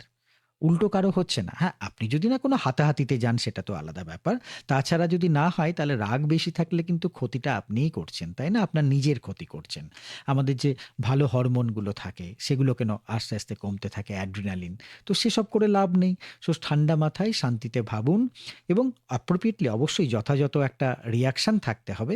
বাট ওভার রিঅ্যাক্ট করে তো লাভ নেই। আর তার সঙ্গে কল্পনার জগৎটাকে লিমিট রেখে রাদার একটা গোল সেট করুন যে আমার এটা কল্পনা, এটা আমি গোল, এটা আমি করার চেষ্টা করব। সেই গোলটা অ্যাচিভ করলে তার পরেরটা ভাবুন। আমরা কেউ কিন্তু দেখেছেন খেয়াল করে যে যদি ১০টা সিঁড়ি থাকে আমরা কিন্তু কেউ ১ থেকে ১০ এ জাম্প করি না, হ্যাঁ? তো আমরা ১, ২, ৩, ৪ করেই যাই। পরপর খুব যাই। জোর হ্যাঁ, ২ থেকে ৪ হতে পারে। বাট কখনোই আমরা কিন্তু লাফ দেই না। ওইভাবে লাফ দিলে কি হবে? আপনি পাটা ভাঙবেন। তো সিমিলার তাই, কল্পনাটাও তাই। কল্পনা রাখুন। বাট আগে তো তার পরের টার্গেটটা অ্যাচিভ করুন। তারপর আরেকটু কল্পনাটাকে বাড়ান। রাদার দ্যান না হলে ওই কল্পনাটাও মুশকিল হয়ে দাঁড়াবে। বেশ, আমাদের প্রশ্ন প্রচুর আছে কিন্তু সময় খুব বেশি আর নেই। একজন প্রশ্ন করেছে আমাদের গোপাল মান্না, উলুবেড়িয়া, গরুহাটা, তেঁতুলতলা থেকে হোয়াটসঅ্যাপে তিনি জানতে চাইছেন। বলছেন যে তার ভাই ডিউটিতে যাওয়ার সময় বছরখানেক আগে, ২ বছর আগে রেল লাইনে মাথা ঘুরে পড়ে গিয়েছিলেন। তারপর সবাই জেনে তারা হসপিটালে নিয়ে গিয়েছিলেন এবং ভর্তি করেছিলেন। কারেন্ট হাত ও পায়ে সামান্য আ অবশ হয়ে গিয়েছিল আরকি। তো সিটি স্ক্যান করা হয় এবং তাতে বড় কিছু পাওয়া না গেলেও একটা সমস্যা স্পষ্ট ছিল বলে ডাক্তারবাবু জানিয়েছিলেন। অতীতে কোনোদিন পড়ে গিয়েছিল বলে মনে হয়, এমন বলেছিলেন। হাত ও পায়ের ব্যায়ামও বলে দিয়েছিলেন আর নিয়মিত ওষুধ খাওয়ার কথাও বলেছেন। কিন্তু সম্পূর্ণ ভালো আছে, সব কাজও করছে। আমার প্রশ্ন ভবিষ্যতে কি কোনো অসুবিধা হতে পারে এইজন্য? আর এইজন্য কারণ বয়স 60, প্রেশার ও সুগার আছে। বয়স 60 বছর, 60, তাই তো? হুম, হুম। না। তো দেখুন, এটা না মেইন জানা দরকার যে উনি পড়লেন এটার কারণটা কি? হ্যাঁ? এই বয়সে মানুষ অনেক কারণেই পড়ে যেতে পারে। হ্যাঁ? যদি আ হার্টের ছন্দের গন্ডগোলের জন্য হতে পারে, অথবা ধরে রাখুন হার্টের থেকে যে রক্ত ব্রেনে যাচ্ছে তার ফ্লো যদি কম হয় তাহলে হতে পারে মানুষ, অথবা যদি কোনো খিঁচুনির মতো অসুখ হয়। খিঁচুনি মানেই যে সবসময় হাত পায়ে জার্ক হতে হবে এরকম মানে নেই। সো কনভালশন হতে পারে, সিজার হতে পারে, সিনকোপ বলে অসুখ আছে, তার জন্য পড়ে যেতে পারেন। তো অনেকগুলো কারণ রয়েছে। কেন এটা জানলে পরে তবে তার আমার মনে হয় যে তার যে ফিউচার মানে যে ভবিষ্যৎটাকে দেখা সম্ভব। তো উনি যখন নিশ্চয়ই দেখিয়েছেন এবং সিটি স্ক্যানে যখন বড় কিছু পাওয়া যায়নি, তখন আমার মনে হয় ডাক্তারবাবু ইভ্যালুয়েট করে নিয়েছেন এবং করেই বলেছেন। তো উনি যখন ভালো আছেন, আশা করা যায় ভালো থাকবেন। এটা পুরোটাই ডিপেন্ড করে যে কি কারণের জন্য পড়েছিলেন তার উপরে। বাট সবকিছু দেখানো হয়েছে, উনি ভালো আছেন। আমরাও চাইবো উনি ভালো থাকুন। যদি কোনো নতুন সমস্যা দেখতে পান তাহলে সবসময়ই একদম ওই ডাক্তারবাবুর কাছে আগে পৌঁছে যাবেন। আমরা মাল্টিপল স্ক্লেরোসিসের কথায় একটু ফিরি, হুম, যে যেমন এপিলেপসিতে হুম, বলা যায় যে মেয়েদের বিয়ের ক্ষেত্রে হুম, লুকিয়ে যায় অনেকে, হয়তো এটা একটা মিথ বলা যায়, হ্যাঁ, যে লুকিয়ে বিয়েটা দিয়ে দিই যদি জানে বিয়ে না হুম, হয়। তেমনি মাল্টিপল স্ক্লেরোসিস এটা একটা অটো ইমিউন ডিজিজ আপনি বললেন। তো সেই ক্ষেত্রে কি মেয়েদের বিয়ের ক্ষেত্রে বা পরবর্তীকালে প্রেগনেন্সির ক্ষেত্রে কোনো রকম সমস্যা হতে পারে এই রোগটি থাকলে? খুব গুরুত্বপূর্ণ। শুরুটাই আমরা করেছিলাম যে স্নায়ু ঘটিত অসুখের যে একটা মিথ ঘুরে বেড়ায় হুম। সেটা নিয়ে আমরা আবার একটা সেই জায়গাতেই প্রায় ফিরে এসেছি। এবং আপনি খুব সুন্দর একটা এক্সাম্পল দিয়েছেন এপিলেপসি বা মৃগী, যেখানে নিয়ে আমরা আগেও আলোচনা করেছি। আমি এই স্টুডিওতে এসেও কথা বলেছি হুম। যে মৃগী রোগটাও কোনো ছোঁয়াচে নয়, এর সঙ্গে কোনো মিথ নেই। এবং খুব আনন্দের সঙ্গে বলতে পারি আমার এই যে এত মৃগী রোগী আছে, এরা অনেকেই সুন্দর, সুস্থ, স্বাভাবিক সাংসারিক জীবনযাপন করছেন। তাদের ছেলে-মেয়ে, সন্তান হয়েছে, ভালো লাগে। এবং তারা এসে যখন খুশি মনে ছবিটা দেখায়, এটা আমার ছেলে, এটা আমার মেয়ে হয়েছে। তো যে হাসি তাদের মধ্যে, যে আনন্দ দেখতে পাই, সেটা খুব খুশির এবং সবসময়। এবারে দেখুন যেটা বলার, যে আমি সবসময়ই বলি যে আ ম্যারেজ, বিয়ে যাই বলবেন, ইটস এ ট্রাস্ট, একটা বিশ্বাস, হ্যাঁ? একটা বড় জিনিস। একটা বড় পথ চলার আগে একটা বড় বিশ্বাসের ভিত তৈরি হওয়া দরকার। তো সেখানে না লুকিয়ে যাওয়া জিনিসটা মনে হয় আমার বিশ্বাসের ভিতটাকে ১ম দিনেই হয়তো নড়িয়ে দিতে পারে। তো সেই জন্য আর ৫ টা অসুখের মতোই, কই আমরা তো ভাবি না যে প্রেশার আছে বলব কি বলব না। অনেকেই বলি, হ্যাঁ, আমরা এখন তো যে ঠিক আছে প্রেশার আছে আমি ওষুধ খাই। সিমিলারলি থাইরয়েড থাকলে ওষুধ খাই। এগুলো নিয়ে হয়তো অতটা মিথ নেই। বাট আমি সবসময়ই বলি যে এই বিশ্বাসের বন্ধনটা থাকা দরকার। তো সেইজন্য যেটা দরকার সেটা হচ্ছে গিয়ে আপনি মাল্টিপল স্ক্লেরোসিস থাকলে বলে দিন, কোনো অসুবিধে নেই। এবার দুটো জিনিস হতে পারে। আপনি বলবেন যে না বলে দিলে কি আর বিয়েটা হবে? দেখুন, অভিজ্ঞতা নিরিখে বলতে পারি হয়তো ১-২ জন নাও এরকম বলল, হয় বা অন্য কেউ বুঝলো না। বাট সময়ের সঙ্গে আপনার জন্য ভালো কেউ ওয়েট করছেই। হ্যাঁ, সেটা হয়েই যাবে সময়ের সঙ্গে।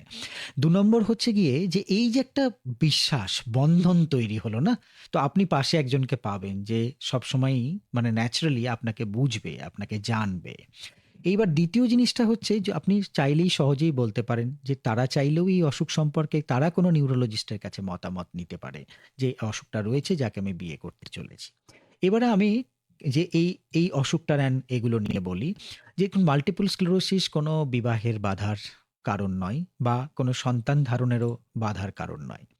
কিছু জিনিস আছে যে মাল্টিপল স্ক্লেরোসিসের যে ট্রিটমেন্ট পার্টটা হয়তো ২ লাইন আমি পরে যখন বলবো, যে মাল্টিপল স্ক্লেরোসিসে কিছু ওষুধ আছে যেটা ডিউরিং অ্যাটাকের সময় দেওয়া হয়। আর কিছু ওষুধ আমরা দিই যাতে অ্যাটাকগুলোকে প্রিভেন্ট করা যায়। যাতে ফার্দার আমার ওই ব্রেনের ওই যে বললাম কপার ওয়্যারের মতো মায়েলিনটা যাতে নষ্ট না হয়। মায়েলিন তো দামি, তো ন্যাচারালি ওটা নষ্ট হলে আমার ফাংশনটা চলে যাবে। তো এই যে ওষুধগুলো দেওয়া হয়, এর অনেক সময় প্রেগন্যান্সিতে কিছু মডিফিকেশন করতে হয়। আপনি যেমন জানেন তো প্রেগন্যান্সির সময় সব ওষুধ আমরা খেতে পারি না, বিকজ বাচ্চার উপরে মানে ডেভেলপিং যে ফিটাস, আমাদের যে শিশু তৈরি হচ্ছে, তার উপরে যে যেন কোনো ইফেক্ট বা প্রভাব না থাকে। সুতরাং এটাই বলার যে মাল্টিপল স্ক্লেরোসিস আছে মানে এটাকে হাইড করতে হবে এটা নেই। আবার মাল্টিপল স্ক্লেরোসিস হয়ে গেছে মানে আমি বিবাহ করতে পারবো না বা সন্তান ধারণে অসুবিধা হবে এরকমও কিছু নেই। আপনি বিবাহ করতে পারেন, সুখী সাংসারিক জীবনযাপন করতে পারেন। সন্তান ধারণের আগে অবশ্যই ডাক্তারবাবুর সঙ্গে পরামর্শ আপনাকে নিতে হবে। পরামর্শ নিন। তিনি এমন ওষুধে আপনাকে শিফট করবেন যে ওষুধের জন্য বাচ্চার উপরে কোনো এফেক্ট থাকবে না। সুতরাং আপনিও ভালো সবকিছুই থাকবেন। সুন্দর থাকবে। সময়ের একদম নেই। হুম। আমি জানি অনেক প্রশ্ন থেকে গেল। আবারও কোনো একদিন হয়তো এই বিষয় নিয়ে আমরা নিশ্চয়ই, নিশ্চয়ই। থাকবো, আরো ডিটেইলে আলোচনা করব। আর যাওয়ার সময় এটাই বলব যে ভালো থাকবেন আপনিও অবশ্যই, আর আমাদের লিসনাররাও ভালো থাকুক, এটাই আমরা চাই। ভালো থাকুন। নমস্কার।